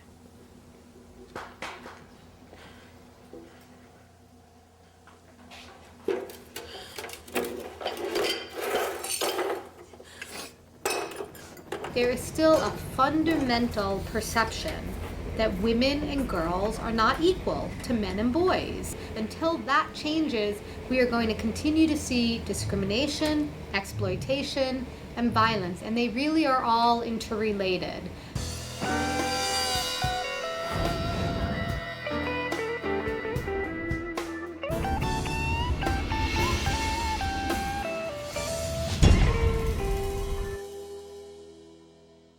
This one's actually a picture of me when I was maybe about 16. It was at our first national tournament. I'm a pitcher. I play first base and outfield. My dad is a huge sports fan, and he just didn't accept, us being cheerleaders or anything. He wanted us to be more physical. So, and he has no boys, so we basically filled in that role. You could see this is basically how it was. I mean, when we used to play, I don't even think you could call this grass, really. I have boy cousins, and when I'd go watch them play, I would be like, you guys have lights, and you guys have these nice dugouts, and your bleachers are metal. I've been playing softball since I was 4 years old, so for 13 years, I was used to it. The field is full of holes, and it's uneven. Our bleachers are wood, and we would get splinters. They always put the girls, second, and it's not fair. After some time, a lawsuit was put against the city, and after more time, we finally won our case. On our old bleachers, our parents never even sat on them because they were afraid of getting splinters or whatnot. Just the bleachers, it makes a big difference because before, we didn't have any of that. And they were ordered to build us a new field or give us a field on city property that was up to what the boys had, just to make it fair. And that's all we asked for. Well, this is our new field, and those are the lights that were put in for us, which helps us play longer and, you know, safer. It wasn't for myself because by that time I was already too old to even play on the fields, but I have 2 younger sisters and younger cousins, and my dad coaches, and, you know, I was just so happy that, you know, there could be change. I haven't really realized what I've done until like now, like after everything, and when I sit back and reflect on it, I'm like, wow, I did a lot, you know? I have one brother, but he had a totally different upbringing than I did because I'm a girl and he's a boy. So I got this old Buick that, you know, didn't have the ick. It only had the BU, and it was always breaking down constantly. And then my brother got a red Porsche. Well, why does he get a Porsche and why do I have this gross car? Because he's a boy. They need a sports car. Yeah, everything was wonderful when we first met. I thought I met the person I was going to be with forever. He actually was very much didn't like any of my friends, especially my single friends. You know what I mean? He was very, you know, well, if they're single, then you're going to, you know, the real jealousy issue. Gradually, I got a job and I got my own car and, you know, started becoming more independent. It made me feel wonderful. I felt like I was, you know, really contributing. You don't see it when it's happening to you, the progression of it, you know, of, like I said, the yelling, to getting in your face, to pushing, and eventually, and I know that it would have gotten worse if I'd stayed. I think I was out with one of my friends, and I called him and I said, you know, we're going to be back later, and he was really mad about it. And when I got in the bedroom, he like had just grabbed me and started like kind of choking me. I never thought I was the type of person who would stand for such a thing. You know, I really always believed that if anyone had ever done that to me, I would walk away. 22% to 33% of women in their lifetime will experience violence from an intimate partner. The bathroom was kind of like in this little cove, and he just started punching the walls around my head, like inches from my head.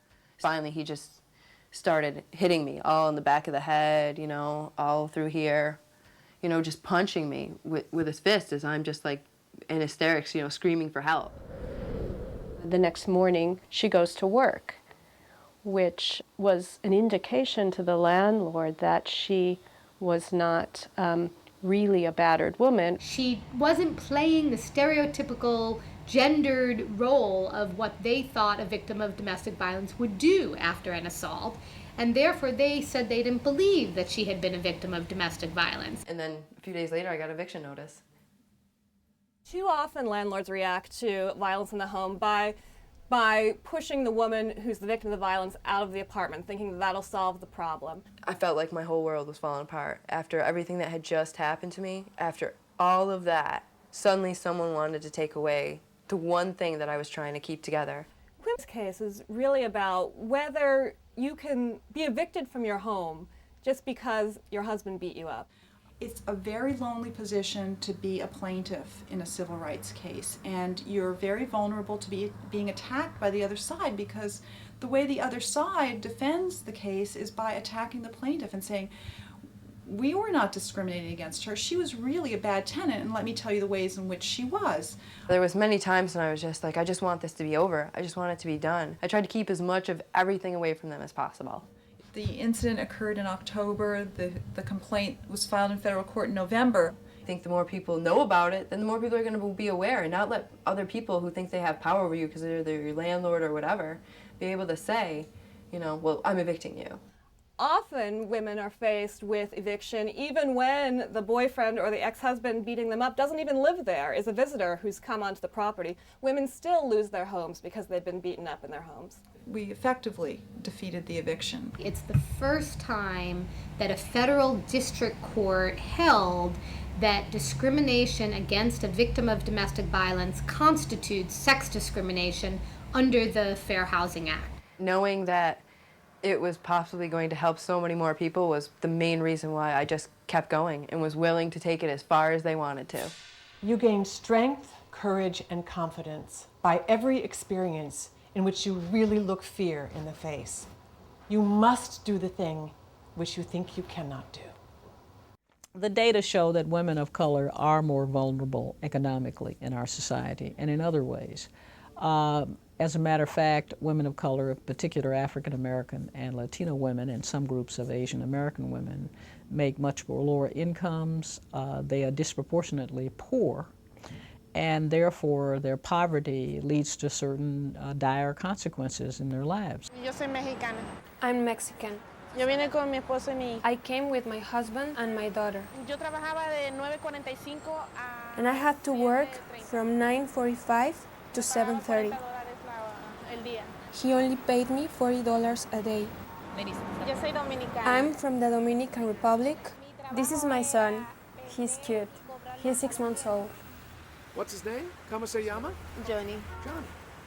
Señor, me pagaba menos de lo... The boss would pay me less than minimum wage. Y aparte de eso, And then he added more jobs for me. yo tenía que limpiar, I had to clean, iron, y hacerle compra en el cook, supermercado para la casa. and do his own grocery shopping for his house. Eso era fuera del That trabajo was de mi besides the job that I had at the store.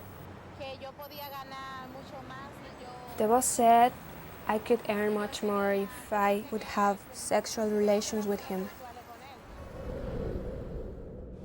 Women obviously have been discriminated against historically in the workplace, and for the most part, because there are certain laws in place to protect women, that sort of discrimination has been eradicated. However, there are certain areas, industries, in which the protections of the law don't extend, or people don't think it's a realistic thing that they're going to be called to task for the way that they are treating these women. El señor no gritaba. The boss would yell at us. He would tell us that we were damn Dominicans, that we were useless, that women were useless.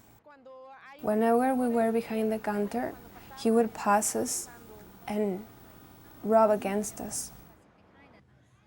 When I went into his office, he was watching a pornographic film and he pretended not to see me.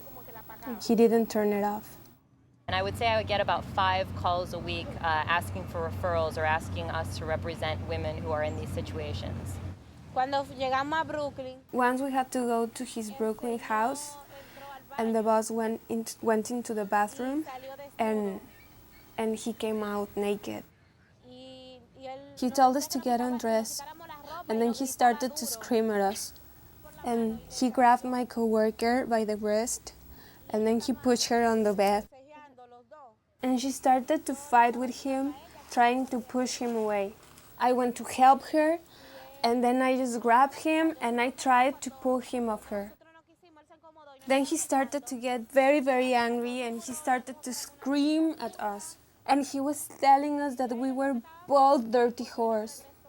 To have a boss who you know every day when you go to work is going to harass you and try to touch you. And these women stay in their jobs between 1 year and 2 years sometimes because they have to. The options for an immigrant woman with no education in the United States are very limited. They have families to support. Many immigrants come to this country with families in their countries of origin that are completely dependent on what they make here in the United States. People who hire them know that, they know that they can exploit them. They tell them all the time in this case and in many others that I've seen, you're just an immigrant, you have no options, and you're a woman on top of everything. So you're an immigrant woman, really the bottom of the barrel. There needs to be a greater enforcement of minimum wage laws, of overtime laws, and of anti-discrimination laws. And there needs to be a greater effort to educate these communities and enfranchise these women so that they feel like they are a part of these communities and that they know what their rights are and know that they have a way of enforcing these rights. Our clients in this case were extremely brave to stand up for what they knew was right. It took a lot of courage for them to demand fairness on the job. And they did so not only for their own benefit, but because they know that this kind of exploitation harms immigrant women across the country. Poor women have greater difficulty than women who are not poor in obtaining abortion, for example. Access to abortion has been tremendously undercut in many, many, many, many ways. Somewhere between 85 and 87% of counties in this country don't have an abortion provider. The Hyde Amendment to the federal law makes it impossible to use Medicaid support to pay for abortions. We're not asking for abortion to be treated specially, we're asking for the discrimination against abortion to end. We have a lawsuit in Georgia challenging this restriction to try to have abortions treated on the same terms as other services covered by Medicaid, so that abortion would be covered when a doctor said it was necessary for your health. We were real happy when we found out I was pregnant. And then I started puking all the time. And it got so I couldn't keep anything down. And at first my husband was like, I thought you'd be getting fat and I'm getting skinny. After I got pregnant, that's when my illness really got bad. And by the 4th month, the pain was so bad I couldn't hardly stand or help out around the house. I was getting dizzy and my thinking was all haywire. That's when I really wanted to get an abortion, but Medicaid wouldn't pay for it. The case involves many, many clinics and doctors in Georgia who care for women, who have brought this lawsuit on behalf of the women they serve, saying that this particular policy really hurts the women they see, hurts their health, and is a violation of their rights. I thought an abortion is better than this, but the Medicaid wouldn't pay for it.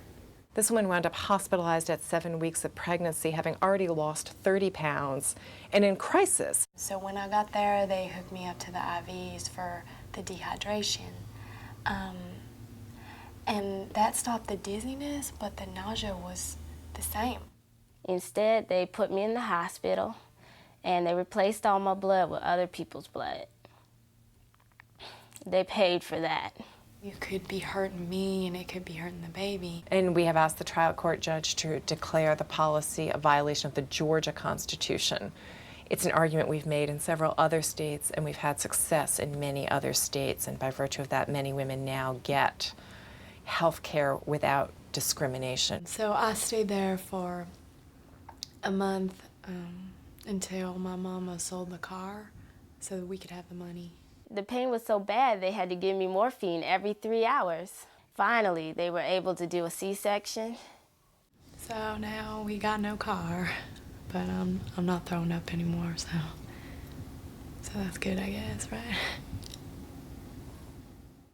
I am loud and I am showy because I have been given a voice. I respect the views of pro-life, but I am pro-choice. And that doesn't mean I don't value the potential to carry the next leader in my womb, but until a man can give birth, I believe it's a woman's right to choose. I think abortion is what gets most of the public attention, but there really is an increasing effort to restrict access to birth control as well. And you see that in reports about state legislatures considering giving, in essence, license to pharmacists to refuse to fill birth control prescriptions. You see it with insurance policies, where insurance policies cover all prescriptions except birth control, including prescriptions for Viagra. No woman can call herself free who does not own and control her body. No woman can call herself free until she can choose consciously whether she will or will not be a mother. Women, over many decades of struggle, gained the vote in this country, a long and drawn-out process. Immigrant women banded together in this country, in the early 20th century especially, to demand basic workplace safety protections, basic wage and hour protections, a fight that goes on today. There is an entire sector of work that is dominated by low-wage women. The obstacles that they face there are manifold. Women are a resource to be used, and there's a whole field of thought about how a culture treats the women is how they treat the environment. Diane is the most powerful example I've ever seen of how anyone can make a difference. You stupid woman. I heard that my entire life. For 16 years, I've been fighting the petrochemical industries on the Gulf Coast that have taken over our bays, that have taken over our communities. They have annihilated it. But especially when you started seeing the catches going down where you could not make a living. We had this green tide that was like pea green, and it covered the bays like a blanket. And the fish, you would see them popping their heads out just like little camera lights because they couldn't survive. I was constantly told I was a hysterical woman. It became a class issue because I was a fisherwoman. You have a stereotype as they're not real bright, they're not real educated. I didn't know what I was talking about. I was making it up. I started out fighting it very typically, and I have since grown into nonviolent civil disobedience. She's under indictment for that right now.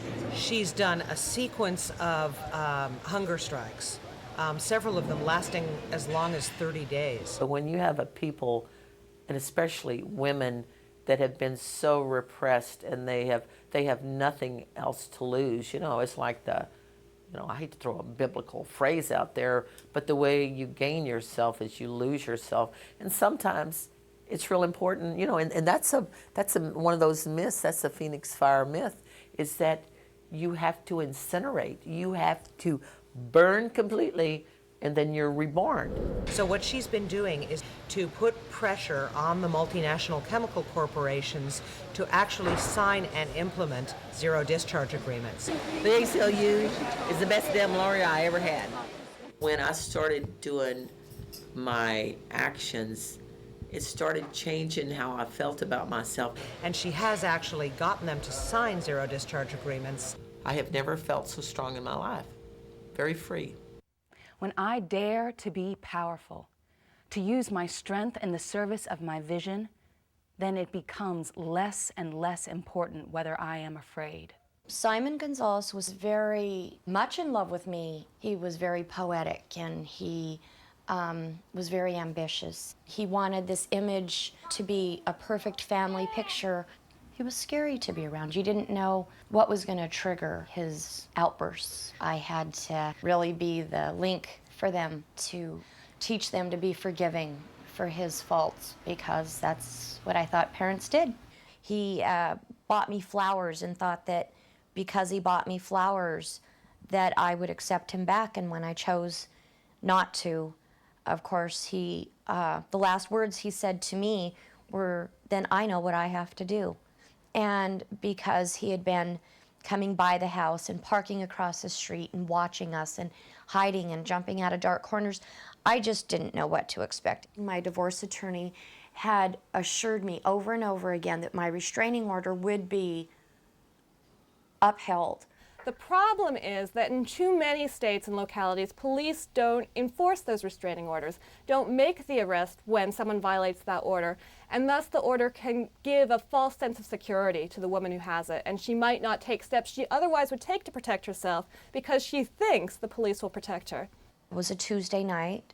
Simon called and spoke to Rebecca, and she said, "Dad, it's not our night to see you. We'll see you on Wednesday." So naturally, I wanted to know if he showed up while the kids were out playing. Over an hour went by, so of course I got extremely worried. I suspected Simon, but I wasn't sure. So I called the police and I told them what I suspected. An hour and a half later, it was 7:30 and the police still hadn't shown up. So at 10 till 8, they finally showed up, showed them the restraining order. They looked at it for probably 15 seconds and said, "What's the problem?" They said, "We'll look for them around town and call us in a couple of hours if you hear from them." So I, of course, tried to call Simon from the minute the children disappeared until 8:30 when he actually returned my phone call and said, "I've got the children." I said, "Look, it's a school night. You've got to bring them home. I've called the police." He said, "I'll have them right home." It's now 10:10. They're still not home. And I'm hearing nothing from Simon or the children. And I called the police again at 12:40 and I said, "Why isn't anybody here? Why aren't you taking me serious? My children have been missing for hours, for over 7 hours. You've known where they are and you can't find them?" And they said, "We're really sorry. We've, had some emergencies." Not only did these police officers work with me, and they knew me on a personal level to know that I wasn't crying wolf, but Simon had had so many run-ins with them on a personal level without me, without my interference, without me calling, that they should have known exactly who they were dealing with by the time I phoned them. These laws were passed specifically because historically police have thought that domestic violence isn't that big a deal, and that it's not worth going to the scene of the crime, and it's not worth making an arrest to stop domestic violence. Almost 4 o'clock in the morning, his ex-girlfriend finally said, "I found Simon. He's on 4th and Front Street," which was where the Castle Rock Police Department was. She said, "I heard gunfire, and I heard an officer saying that he found 3 dead children in the back of the truck."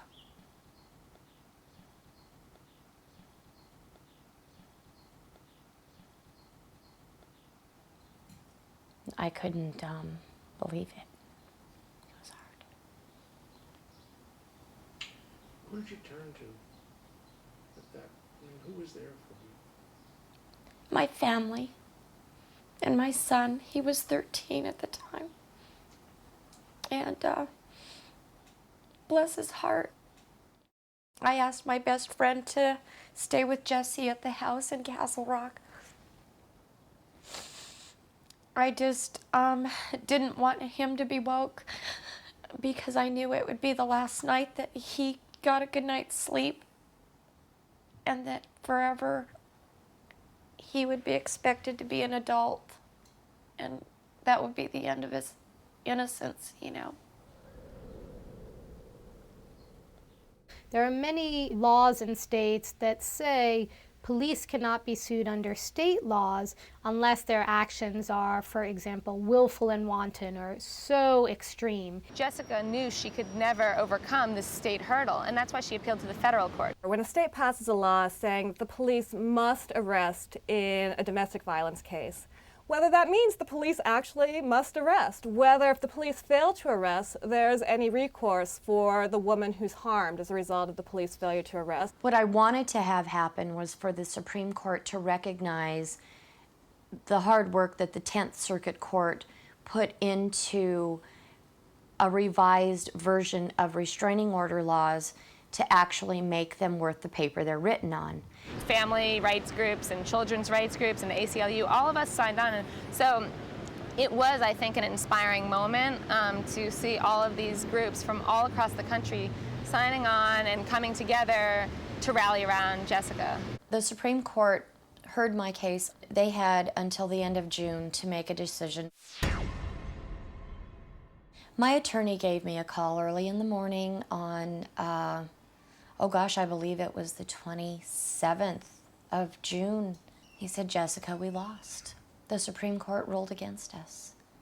And I said, "So does that mean that all of the time that our case spent mean nothing?" And he said, "We are just as unprotected now as we were 6 years ago." The Supreme Court decision was a setback. We are looking at other avenues to try to change Colorado state law. So we have filed a petition in the Inter-American Commission seeking redress for Jessica Gonzalez, as well as pressure on the United States government and state governments to hold police accountable. There is still a chance to do that through legal action. We will definitely go forward with that to try to find different avenues to be protected instead of victims. We always have multiple goals. We want to gain redress for the individual client. We want to stop the kind of exploitation or abuses that happened in this case to other women. And we also want to change public opinion. And one of the ways in which Jessica Gonzalez has been such a strong advocate in all of this is that she's out there speaking about these issues. I refuse to let this go any further than this generation if I have to spend the rest of my life fighting to keep families safe from being victimized. I think so many people now think of, like, sometimes the law and things like that as a joke, and you know that, but this was such a good experience to know that there was so many people out there who were willing to help. I felt like I had so much power, and you know, it was really nice, and just to go up there and tell my story. What I want to say is you have to resist and speak up to stop unfair treatment. The level of oppression is how much you allow yourself to be stepped on. And You have to stand up. I don't know another way around it.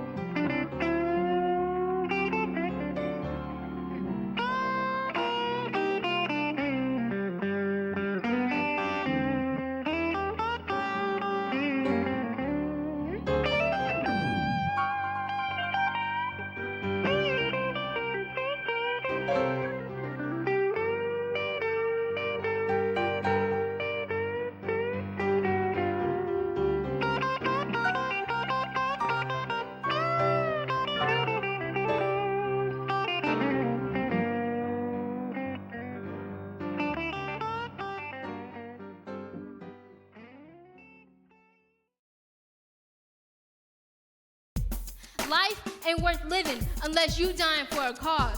Open up your eyes and ears, I know you hear me. I am the future, y'all cats should fear me. Cause as long as my heart continues to pound against my chest, my passion for peace and justice continues to manifest. What's to become of my generation? Tomorrow's approaching fast and I'm still asking, what do we do now?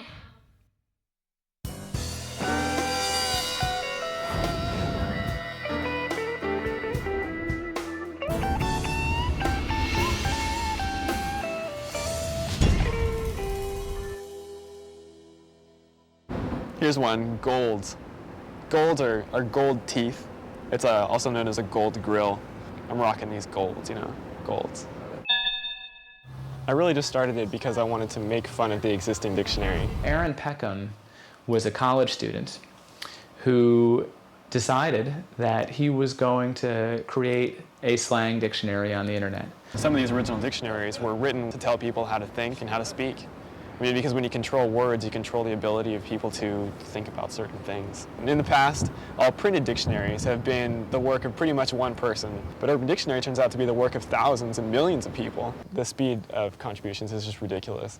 I'm getting over 1,000 new definitions every day, sometimes up to 2,000. I really like doing it this way because it gives the power back to the people and bridge the gap between people who understand and people who don't. A majority of the people who are both reading it and writing it are around my age. As soon as politicians learned about the internet, they immediately tried to censor it. Why? Because they said this is dangerous for kids. The Child Online Protection Act specifically makes it a crime to put on the internet content that might be deemed harmful to minors. We got some here like sex monster. That's potentially offensive for sure. It's fairly clear that some of the definitions that appear on the Urban Dictionary website could expose Aaron to criminal prosecution under this law.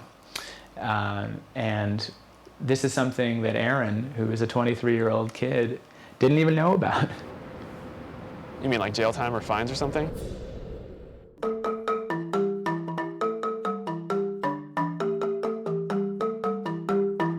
30 years ago, the Supreme Court issued a seminal students' rights case in which they held that students do not shed their First Amendment rights at the schoolhouse gate. In that case, it involved students who were protesting the war in Vietnam by wearing black armbands. The school suspended the students because they were violating school rules, and the Supreme Court said, no, this is core political speech, and students have a right to engage in it. As a young person, you have essentially every single right, except until you're 18, the right to vote, you have every single right that an adult has. You have the right to freedom of speech. First Amendment, yeah, you got the freedom of speech. Go ahead, run your mouth, we can talk with slugs, get your pockets dug, and chop that rock to dust, could give a flip if you talk shit. That language is his type of music, but like at the dinner table, you know what, we don't expect him to talk like that, and he doesn't.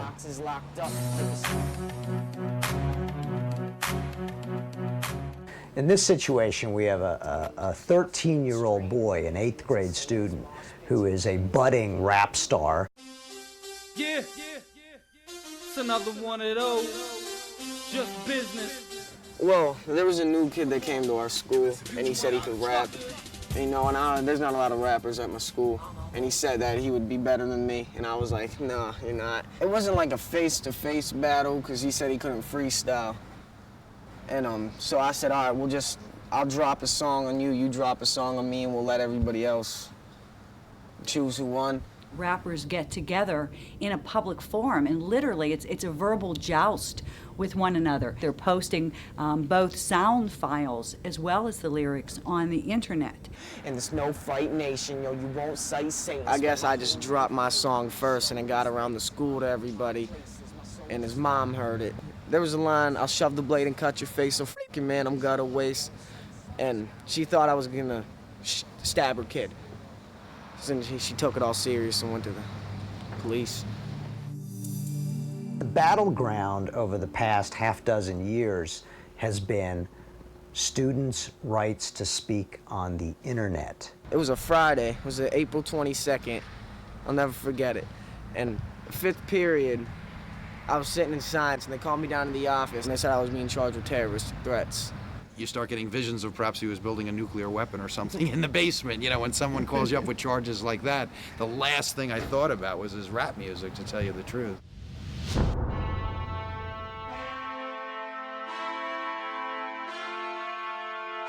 There was a SWAT team that went to his house. They had the drug dog there, they had 9 police officers. They searched the entire house. Carrying out my whole studio in boxes right in front of me in the pouring rain. They put me in some brace and put me in the front.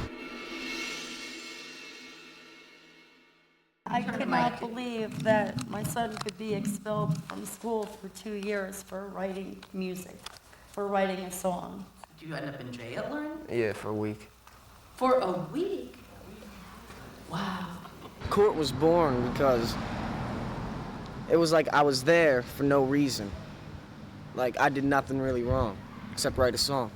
The school did not prove what the Supreme Court said it has to prove to justify punishment, and that is that the speech caused an actual and material substantial disruption to the school day. It didn't. The school district admitted that. This game's exhausted with the strain and the... Here we're talking about rap music. It's art, it's music, it's lyrics. It's protected by the First Amendment. You just streamlined Anthony back into school and it's not discussed. It's expression. It's something that they need to express, and prohibiting them from expressing that in that way just seems kind of ridiculous. As a kid, you don't think that you have any power. And there are adults out there who want to make sure that you don't. But the fact is, you do have power, and you can make a difference at any age. So the government would have this law that would say that my content has to be acceptable to even the most conservative community in the country. If my content had to match that rule, then it would be restricting the expression of a lot of my visitors. And when we told him about the law, and when we told him the effect that it would have on his website if it took effect, he said, I don't see what legitimate reason they can have to shut down Urban Dictionary. And so we had a conversation, some of the lawyers at the ACLU and Aaron and his father, and at the end of the conversation, they said, this is so important, we want to be part of this lawsuit. Will Aaron get to testify at the trial? And what's your t-shirt size so we can send you Urban Dictionary t-shirts? With this law, in effect, because there's so many people offended by some of Urban Dictionary's content, I would be required to make sure that all of my audience members were over 18. It doesn't really work because commercial pornographers are not covered by it. As long as you charge people money for the content on your website, you're exempt from prosecution. It doesn't work because it doesn't apply to content that originates abroad. I don't think that this is who Congress thought they were going after, but it's the real danger when you have people regulating a technology that they don't understand. Okay, the worst possible thing would be if Urban Dictionary just stopped existing and all of the knowledge contained in the dictionary just disappeared.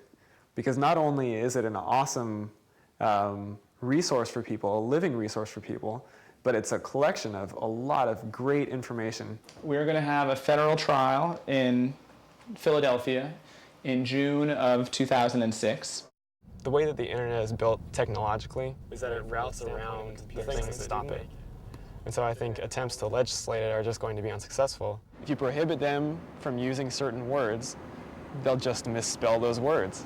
And then before you know it, your own filters are ineffective. I think that the most effective way to shield your kids from this kind of content is to either monitor their use or to use packages that are being developed to restrict their access to websites like mine. The Rottweiler right here is T-Rex, and that's Booty. What I tell young people is that the Bill of Rights still pertains to you. I can't play. You do not shed your rights when you enter the schoolhouse gate. It was the last hour of the day, and we were all sitting in class, and all of a sudden the assistant principal comes in, and she tells us that we were going to need to leave all our stuff and then go into the lab. People with the drug dogs come into the room, and they go, can we search your stuff? And I was like, well, I didn't think about anything, so I was like, okay. I told my boss, I says, the school's called and said that they caught Chloe with drugs, and my boss goes, no way, because everybody's known her since she was a baby. It is really scary. I went up to the school, and they put me in the principal's office, and she was there, and I was like, Chloe, what did you do? And she says, I didn't do nothing. I had my, my medicine in my purse. Mom's yelling at me and just screaming. I'm crying because she's mad at me for something that I didn't do.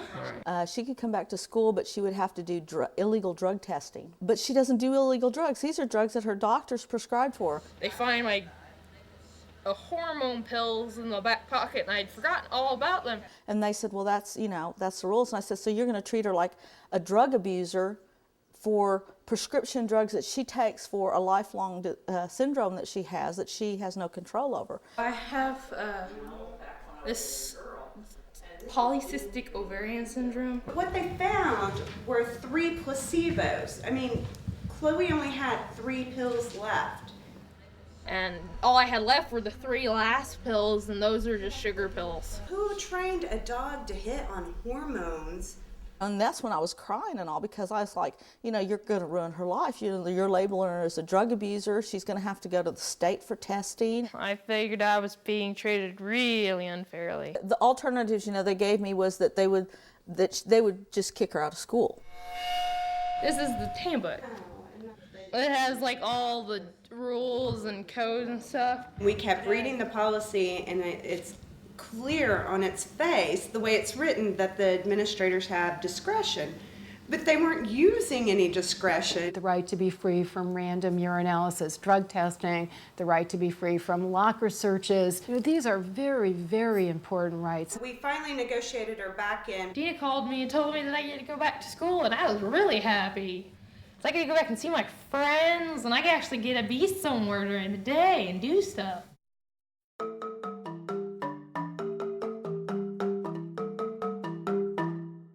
Just because I'm in a public school is not an excuse for me to not have textbooks, and it's not an excuse for the bathrooms to be filthy and for there to be broken windows, and that's just not an excuse. Alondra Jones, as part of a history class, she had gone to visit another better resource school, and so she had seen what it was like for kids to be in schools where there were enough seats for everybody, to be in schools where you could expect to have a textbook to use in class without sharing. We spent a weekend at Marin Academy. The classrooms were like real modern and new, and they had computers and they had like laptops. I didn't even know what a laptop was until I was like 11th grade. That's when I realized that we were receiving the very short end of the stick. Alondra Jones is also one of the kids who was in the original plaintiff group in the case. She had gone to Balboa High School, and she graduated a year after we filed the lawsuit and is now a college student at Howard. And I was lagging behind a lot in my general classes like English and like math. Professors were like, this is just an extension from high school. I'm just refreshing your minds from things we did in high school. And I had to put my head down, I didn't do that in high school. So I don't want to embarrass myself and say, I never learned that. When kids told me that they were graduating high school without ever having had a textbook to take home in any subject, or that they so routinely saw rats in their classes that they were afraid to open their backpacks in class because they thought they might take a rat home, or that they had defecated on themselves at school because there was no unlocked bathroom that they could get into at the school. I didn't believe them that those conditions could exist. I felt that all schools were like that. My trade class had 52 students. Some students sat on heaters. The bathrooms were atrocious. For the most part, we had to share books in class, and we weren't allowed to take our books home to do homework. Schools in certain districts get much less funding than other schools, and it's no coincidence that those are schools that also have then the socioeconomic background that breeds juvenile crime, that breeds kind of all the cycle of poverty that causes then incarceration and stuff. That's the same, it all starts there. Students really know what's up in the world, young people know what's up in the world, and I think for them to actually have access to a lot of the decision-making power is critical. Educational equity, should we change it to education? Yeah. When I see things that are wrong, I feel like I couldn't sleep at night if I didn't do something, if I didn't at least know what was going on and care and try and do something. Kids don't know that they deserve a lot better, they have the right to have a lot better in their schools. California's constitution basically guarantees an adequate education to all students of California, and this lawsuit was basically the students were suing the state for not providing that for them. I care about my education, and if it takes this to get you to see that students care, so maybe you should do something about it, and this is what I'm going to do. This is the avenue I'm going to take. And the goal of the suit was to make sure that every California public school student actually had the basic tools required for learning. I'm not a throwaway child. I'm not a throwaway anything. Let me be clear. Education will be protected above all else in my budget. I remember seeing commercials, and I remember his platform. It was like education first, education second, education third, or something like that. We were surprised and dismayed by the state's reaction. At the time that we filed the lawsuit, Gray Davis was the governor. He hired a private law firm to represent the state, spent $20 million defending it. It was an enormously expensive lawsuit, very, very aggressive, filed useless motion after useless motion. I felt like it was a slap in the face because I felt he used education and our kids and the students of California as a means to get elected for another personal agenda. Not listen to, not visit my school, but fight what I was saying. Like I'm lying. Like I have a reason to lie. We settled the case in August 2004. The ultimate outcome is that we have new standards in California wherein we define what kids should be able to expect in terms of textbooks and in terms of decent school facilities and in terms of their teacher preparation. I know that's what we're getting and that's what's proposed, but I want to see it taken into effect. That's when I'll be real excited. We've come a long way, and so many people before me have done so much that this lawsuit that I done does not compare. Like, you know, like people marched for miles and like sit-ins got spat on, and like they just went through so much that I didn't. And I feel like, how can I sit here and not do anything? Yeah, stay for a second. Yeah, stay for a second. Yeah, stay for a second. Yeah, stay for a second. Yeah, stay for a second. We filed another lawsuit. It was on behalf of kids at one elementary school that's very near my office, and that school had 5 classes meeting at the same time in the auditorium. The kids just were not learning. They couldn't even hear their teachers. And this is after 2 years in which the parents had been saying, please take our kids out of the auditorium, please fix these conditions, please make it better for our kids. And the district was saying, there's nothing we can do, we can't fix it. 10 days after we filed the lawsuit, there was something they could do, and the conditions were much better for the kids. And I walked in and I saw my clients, who were 3rd grade little girls, and they were so proud and they were beaming because they had stood up and there was their lawyer who would come in and check and make sure that they were okay. And I know that they learned a lesson, that it's valuable to stand up for yourself and to stand up for other people. And I think, you know, if I don't do anything else, that was a really good thing for me to have done. And but I also think that's the best lesson for all of us and for kids, to know that your voice counts and that you are meaningful and you matter. You should speak up for yourself. If something happens to you that you know is wrong, that you have to speak out about it, because if you just sit down, then nothing's going to happen. So the police officers threw the handcuffs on. Then when a paddy wagon came, I was picked up, and there was a chain between my cuffs, and they just lifted it straight up in the air, so my back went like that. Growing up in Indianapolis, I felt like I'd been harassed by police officers for so long. Harassment from officials, generally the police, is much more common with kids because police are older, older people. They figure they can. They sort of convened together and decided that the best course of action would be to arrest us for violating the curfew law. After we came out of dinner, it was 11:02 p.m., which was 2 minutes past curfew in Indiana. And when we got to that detention center, we were forced to take a breathalyzer and a urinalysis test. And then we were set up with a counselor, somebody who asked us irrelevant personal questions like whether or not we believed in God or went to church or if we ate dinner as a family. My mom was called at a ridiculous hour, like 4 in the morning, and she was incredibly alarmed to hear that this is the Indianapolis Police Department, we have your son. As the state trooper said when I was arrested, youth ain't got no rights. Y'all gotta know that, you ain't got no rights. The Constitution doesn't say that your rights begin at 18. You have the same rights as any other citizen, and don't let anyone tell you any different. So we went to the Indiana Civil Liberties Union, and they filed a suit on our behalf. The judge ruled that these laws were unconstitutional because they impinge on a parent's fundamental right to raise their child as their own. It's not up to the state to raise a child, it's up to the parent to raise their own child. Young people see justice and they seek equity and they see democracy and they see the way that we've failed to really uphold those ideals in our society.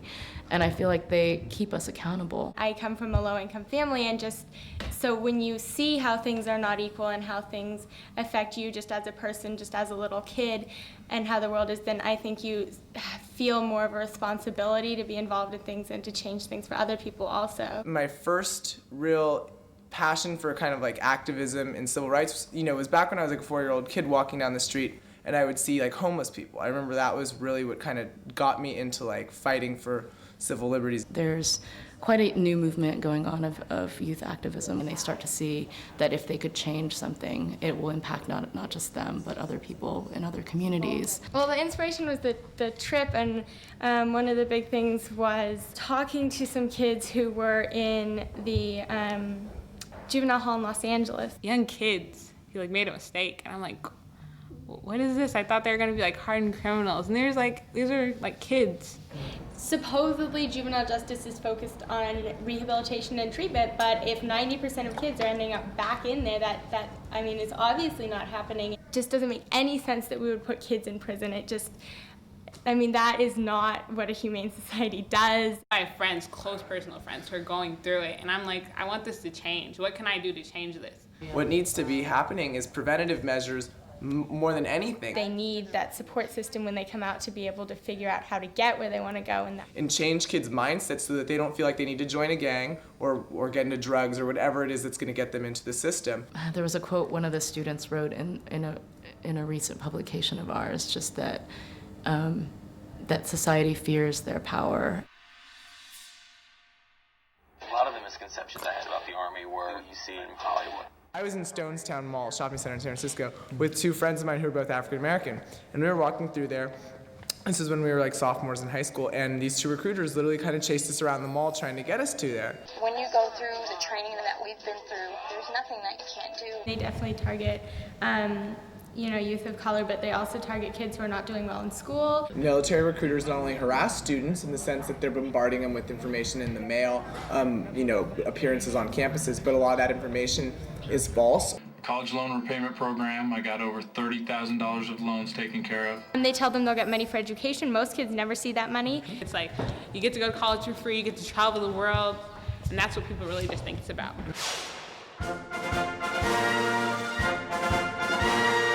So we made this video that was to be shown to high school students. Here's how the video worked. I played the military recruiter, which is kind of scary. What's up, guys? My name is Chris Morales, and I'm a sergeant with the U.S. military. He was the good kid. I got to dress up in a military outfit. It was pretty scary. He just stood there. This is the first time I actually met Chris, actually. And I didn't actually speak. That was the premise of it, because military recruiters do all the talking when they come. I heard that only 12% of men and 6% of women are actually able to use the skills they learn in the military and civilian jobs. Do I have any rights in the military? I heard an estimation is like 1/3 of the homeless people on the streets were former veterans, former members of the military. Why do 90% of recent women veterans report some form of sexual harassment? That kind of freaks me out. This is like the military recruiter's worst nightmare, where the kids are asking me all these questions that, were leading questions because they knew their facts. If joining the military is such a great opportunity, how come the kids of U.S. senators and representatives aren't joining up too? Our purpose of this video was to change the tactics that military recruiters use, and that includes bombarding students to the point of harassment. I'm not against the military, I'm just against people going to the military not knowing what they're doing, not knowing what they're signing up for.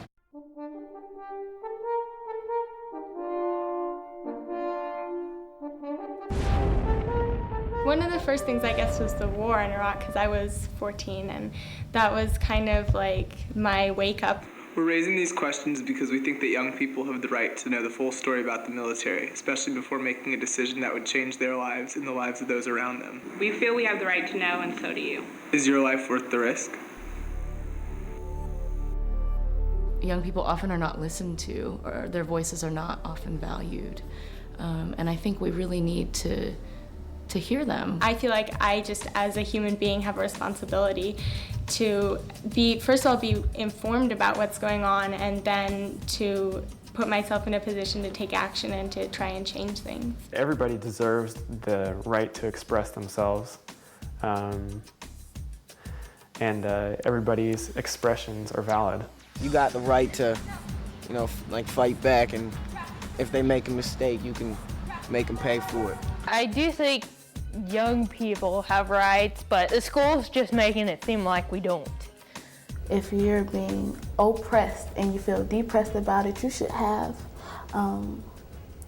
enough self-love to say something, because it doesn't have to be that way. I don't want to be reactive. I mean, that doesn't get you anywhere. You have to be active if you want to make a change. You must be the change you wish to see in the world, Gandhi said, and that phrase keeps replaying in my head. Tomorrow is today.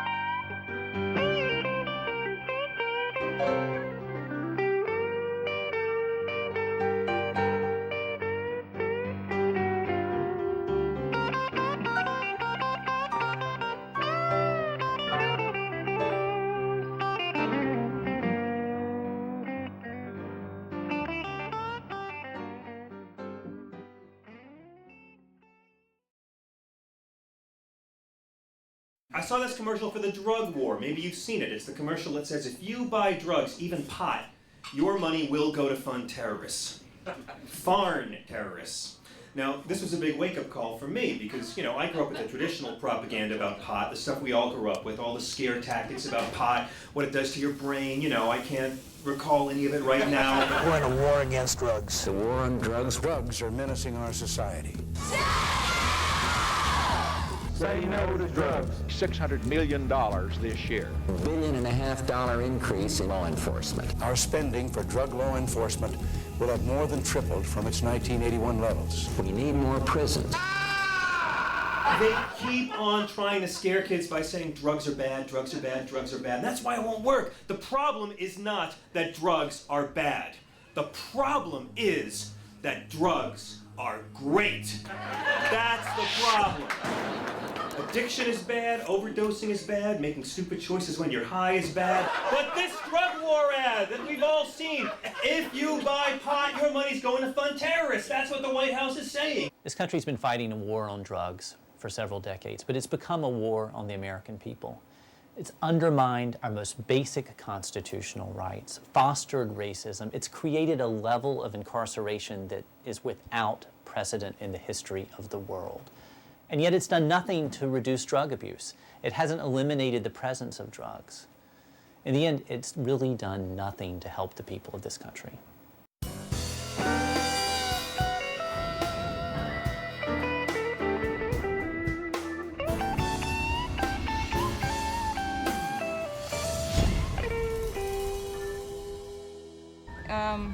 It's hard as a parent who want to give their children so much more, for them to live over here, because regardless to what you teach them in a household, when they come outside, it's something completely different. We don't have any type of financial base where Hearn can survive. Every year they round up a bunch of young blacks from poor, low class, where they don't think can defend themselves. and they run them down as high-class drug dealers. 16% of the African American population in a town of 5,000 all arrested in one day for supposedly selling drugs to a confidential informant. Because I was scared. I didn't know. I just did what I felt like they wanted me to do. I said what I thought that they wanted me to say. I was working a double shift, and some police officers just came in and asked for, Regina Kelly. So they took me into custody, and the next day I found out, why I was actually being held. There's no evidence, no cash, no drugs, no money, no guns. Nothing. It was nothing. The things that you would normally associate with a massive drug ring bust. The only evidence they had was the word of the informant himself. Well, did you say things when you testified that you knew were not the truth?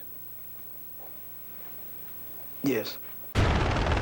All these lights, come out on the porch. I said, Brad, it's not here. Well, we're going to have to come in and search your house. I said, but you have to have a warrant to check my house. He said, no, we don't. We having a drug bust. Kids coming from school, slam them to the ground, put a gun to their head. And I mean, they were just out of control. It's the drug war run amok. I had no idea why I was going to jail. You wondering what's going on? Why am I here? What's going on? And I need to go home. I'm going to lose my job. And, everybody watching you go to jail. They came to my house about 1:30, 2 o'clock in the morning. They told my son that he was under arrest for delivery of cocaine. My bond was set at $70,000 for delivery of controlled substance, and $70,000. And I just broke down crying and just started pleading with him and telling him, no, you got the wrong person. I don't sell drugs. It's important to look at Hearn, Texas, and other communities like it, because they put the spotlight on what the war on drugs really means. It's racially influenced law enforcement that scoops up innocent people, denies them justice, and ruins their lives. And one of the deputies, the lady in the car, gave me a piece of paper. At the time, I didn't know what it was. It was an indictment, and it had Jennifer on it. And I told her, I gave it back to her. I said, you gave me the wrong paper. My name is Regina. And she looked at it, and she was like, no, this is what they told me to give you. And I told her, well, my name is Regina Kelly. This is not me. I was in jail 3.5 weeks. Yep. I mean, it was so easy for somebody to just say, this girl sold drugs, let's lock her up. And that was simple for them. But it was so hard for somebody who is innocent to sit there and plead out and just say, this is not me. Can I get some help? Can somebody help me in some kind of way so I can make people understand that I did not do this? What they were doing was worse than drugs itself, because the corruption, the innocent people that were hurt, the families. I want to go home to my kids. I want my kids to understand, that I didn't do anything wrong for me to be here, because I've always told them, if you do right by the law, you don't have to worry about getting in trouble. Just cry constantly, just cry. The district attorney threatened to give Brad 99 years if he didn't take a plea. When you face 99 years of life, you don't have any money, you can't afford a good lawyer. Brad went on and took the plea because I told him that I at least wanted to see him before I died in 99 years, to go on and take the plea. You have this on your record, and you have everybody in the community looking at you different. You have your kids, my daughter going crazy, sad and depressed, wouldn't come visit me while I was locked up.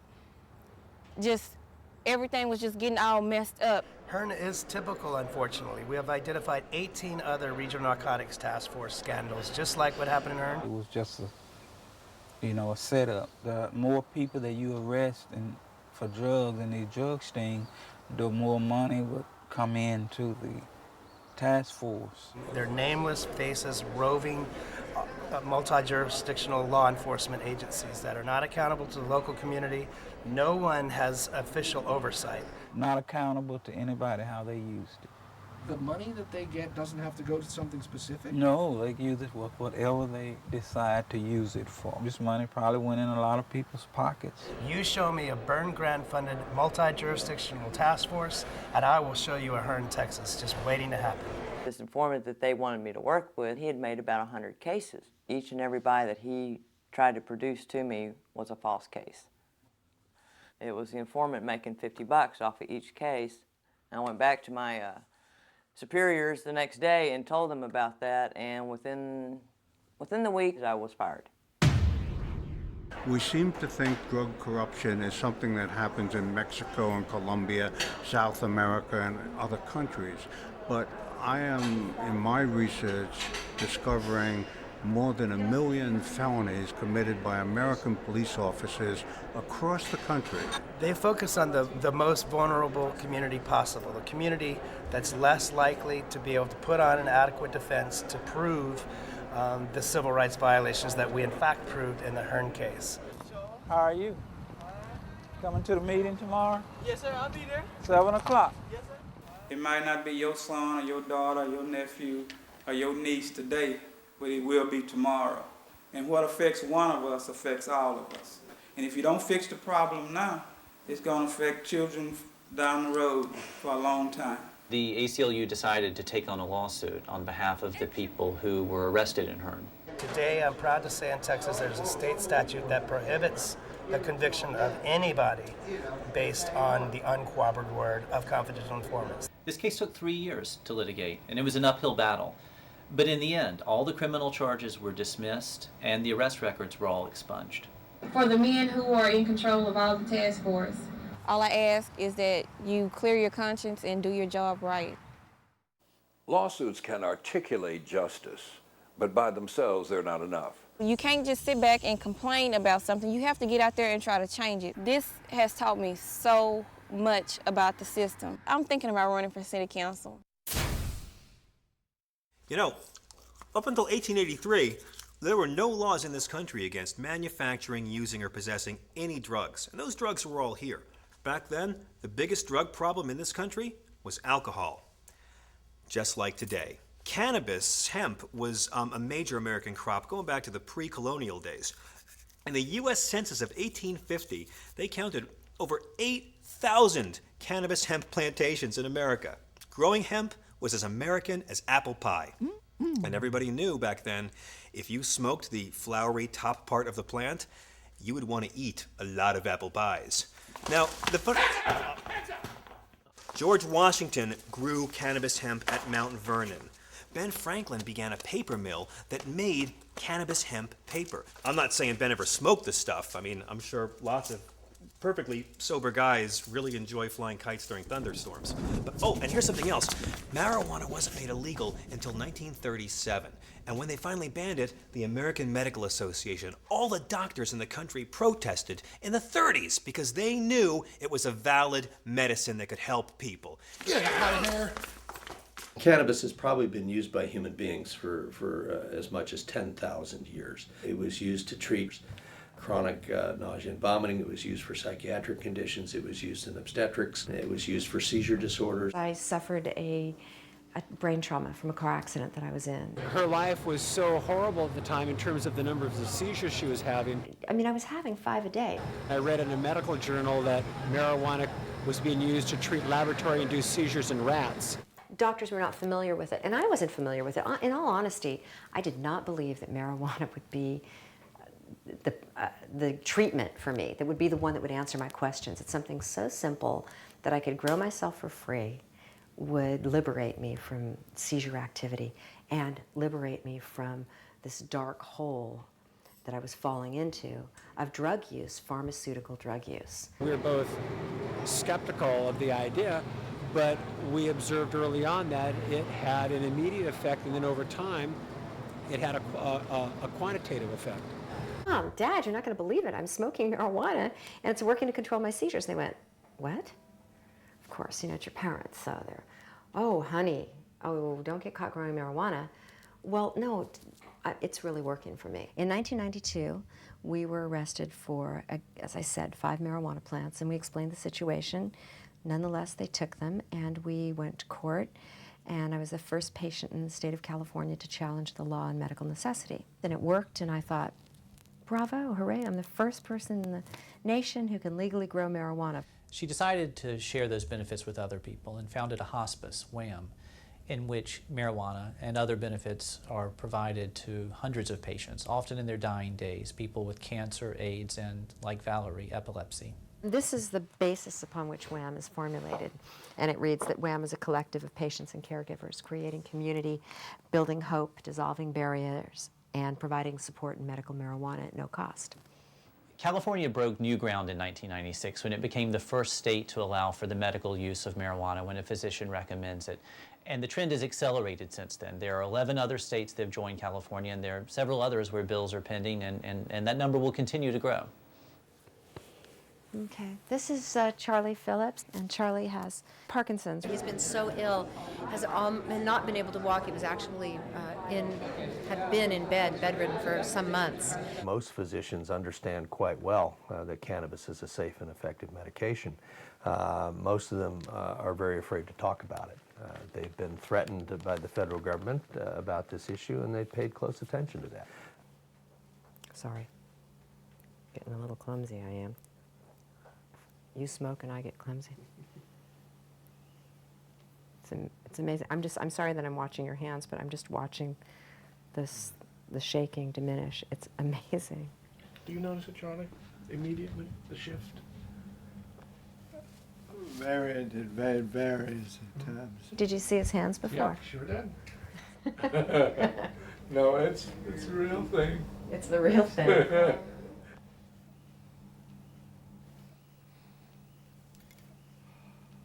The images that you see here are WHAM members that have died, and they're actually not everybody is up here because we need a new, bigger wall. And 158 of our members have died in 13 years that we've been in. It's been a little over 13 years. In the event that one of our members passes, we'll bring ashes there and spread the ashes. There's 17 members buried on the hill above the garden. And there are 4 or 5 members' ashes in our garden. And, you know, we celebrate our lives together, and we also celebrate the deaths that we have to, you know, sit with. One of the most profound things that I've witnessed and that people speak about, patients speak about, is the use of marijuana and its ability to soften their experience, and many aspects of it, to soften the nausea and the pain, the sleeplessness, the feeling of being separated from so many people. The patient can manage taking the chemotherapy, and he may live longer. She may be able to stick around for her child's graduation, which, believe me, is the wish for more than one of the mothers in our group. I mean, every mother in there is hoping that they'll see their little babies make it. You know, Margot, sweet friend Margot, you can see her right here with her son. She had breast cancer, but she was pregnant with her son, and she didn't, you know, she couldn't dream of having an abortion. She wanted to have her baby. And she felt that she could live through that. And she did. She lived until he was about 2.5. We realized that we had to continue doing the work we were doing. In 2002, Mike and Val's home was raided by federal drug police. I heard these boots stomping on the deck and jumped out of bed, and realizing that it was the federal government. One of the agents came behind me and pushed me to the ground and put a foot in my back and a gun to my head. They came in with assault rifles. They were wearing combat fatigues. They terrified Mike and Val. They terrified their friend who was in a wheelchair. They can put me in jail, and they can put Mike in jail for a long time. Mandatory minimums are very long. The very day of the federal raid on Mike and Val's home, there was a swift reaction. In the press, in the streets, the people of Santa Cruz were just not happy to have the federal government coming in and taking this kind of action. So the city council ended up saying you can use the steps of City Hall to give marijuana to patients, to do it in open, to do it with approval from the city, and to send a message to the federal government that they were not welcome. What they did is they ended up leaving me with something. This is what creates, this indomitable spirit in people. This is what the revolutionary founders of our nation must have felt when they had guns turned on them. It has to be. It isn't what makes you stand up to your government? They make you stand up to them.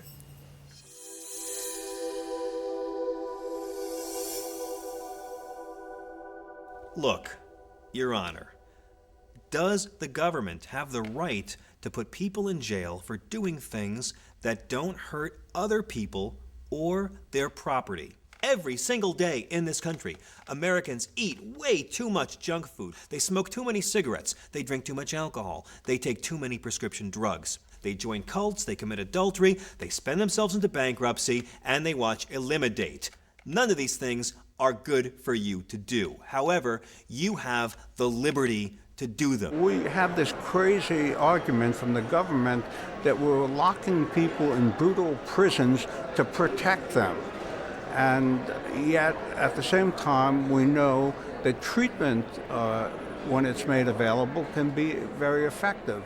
Rather than criminalize the disease, we need to medicalize the disease. We need to teach our policymakers and develop better policies so that we can treat the disease of addiction. We advocate reforms in the law that take drug policies out of the criminal justice system and put them into the public health system where they belong.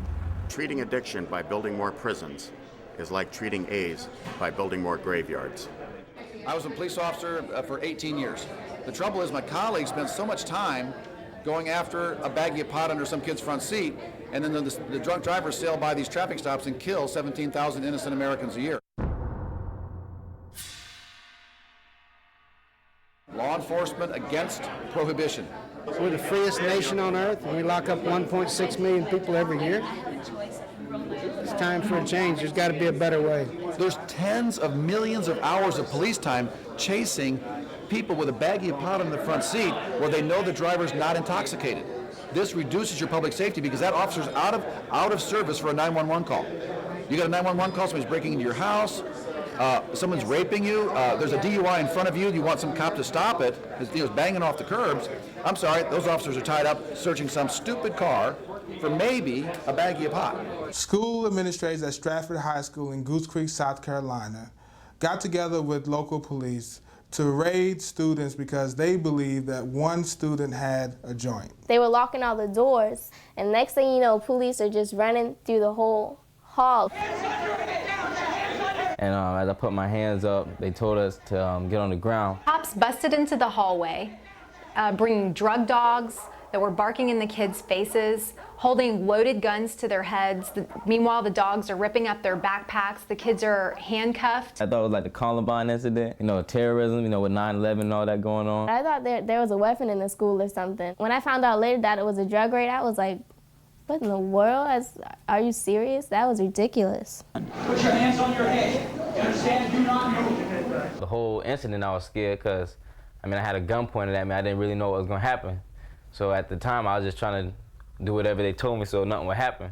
The white students were looking in from the outside. You look to the other side of the hallway where most of the Caucasian kids were, not a lot of police and stuff was down there.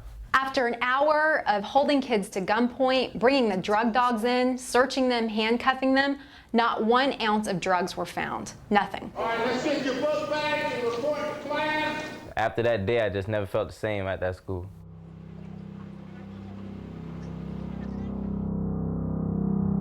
Our lawsuit demands that police and school officials never conduct this type of raid again.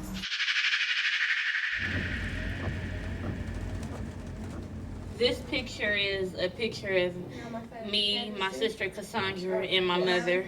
I think I was probably about 4, so it was probably back in like 1993 or something like that. When I was sentenced, I was 25 years old and 6 months pregnant with Kamira. We have 1.5 million children in this country without parents because their parents are incarcerated for drug crimes.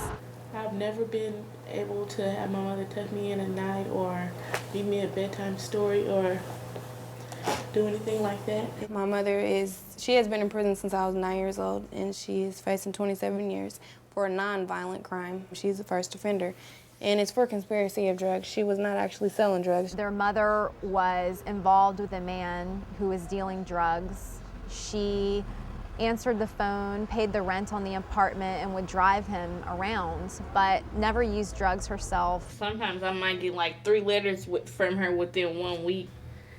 They're all long. Sometimes they're just little notes just to say, you know, hey, I love you and I'm thinking about you. God has the final say, and as much as I don't want to do the rest of this time, I know I can if I have to. I've been through so much and I'm still standing. All praise to God. The reason why she's facing that much time is because of the mandatory sentencing. The judge cannot give the defendant a sentence lower than that which is prescribed in the mandatory minimum. Well, I've served on the bench over 33 years, and I've seen many instances where people have been subject to mandatory drug sentencing, where they have been subject to long prison terms far beyond what was necessary to deal with their problems. The number of African American women who are in prison now, that rate has increased by 888%. First time that I went to go visit my mom in prison, and it was weird. Like, it was actually pretty scary for me. And she's happy that we're visiting, but it's the last day, last moment when we're leaving. And she breaks down and she cries, of course. Because, I mean, it's hard, you know. She doesn't see us often anyways, and then for us to be leaving, going back home, and she's still there, that's when we always see her break down. Over the last 10 years, I've visited with my daughter 7 times, so you can only do so much in that time frame. I know they may knock off a couple years for good time or good behavior or something like that, but still maybe even 10 more years or so, if they don't change the law.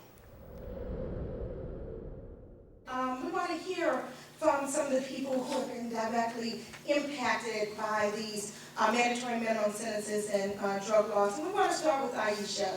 Aisha Murray, the daughter of an incarcerated parent, Hamida Hassan. My mom is just a strong person, and she just isn't giving up, and my mom is really what makes me a stronger person. Women get the bad end of the stick because a lot of times they're not the ones who were actually doing the crimes. You know, they just might have a little information or might not have a little information. Like, my oldest sister is 21, you know, and she has all these responsibilities, and it's so hard.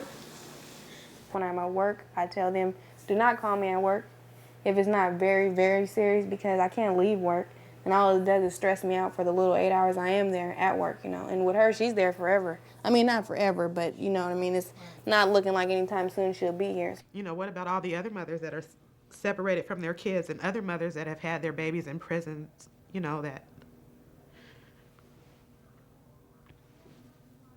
I would just tell my mom that I love her, that she's a strong person no matter what.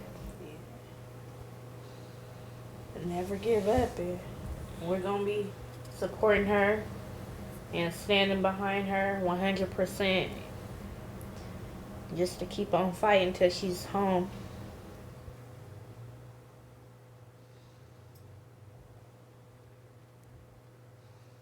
We as a people are hooked. Like caffeine, sugar, foreign oil, or reality TV, we are addicted to the drug war. It's a habit, and we don't know how to break it. We know it's not working, but we can't stop. We know it's too expensive and the money's not there, but we can't stop. We know it's flooding the legal system, but we can't stop. And there's 2 kinds of people who keep repeating the same behaviors over and over again, each time expecting a different outcome. Addicts and crazy people. So I really, really hope that we are addicts, because addicts can get rehab.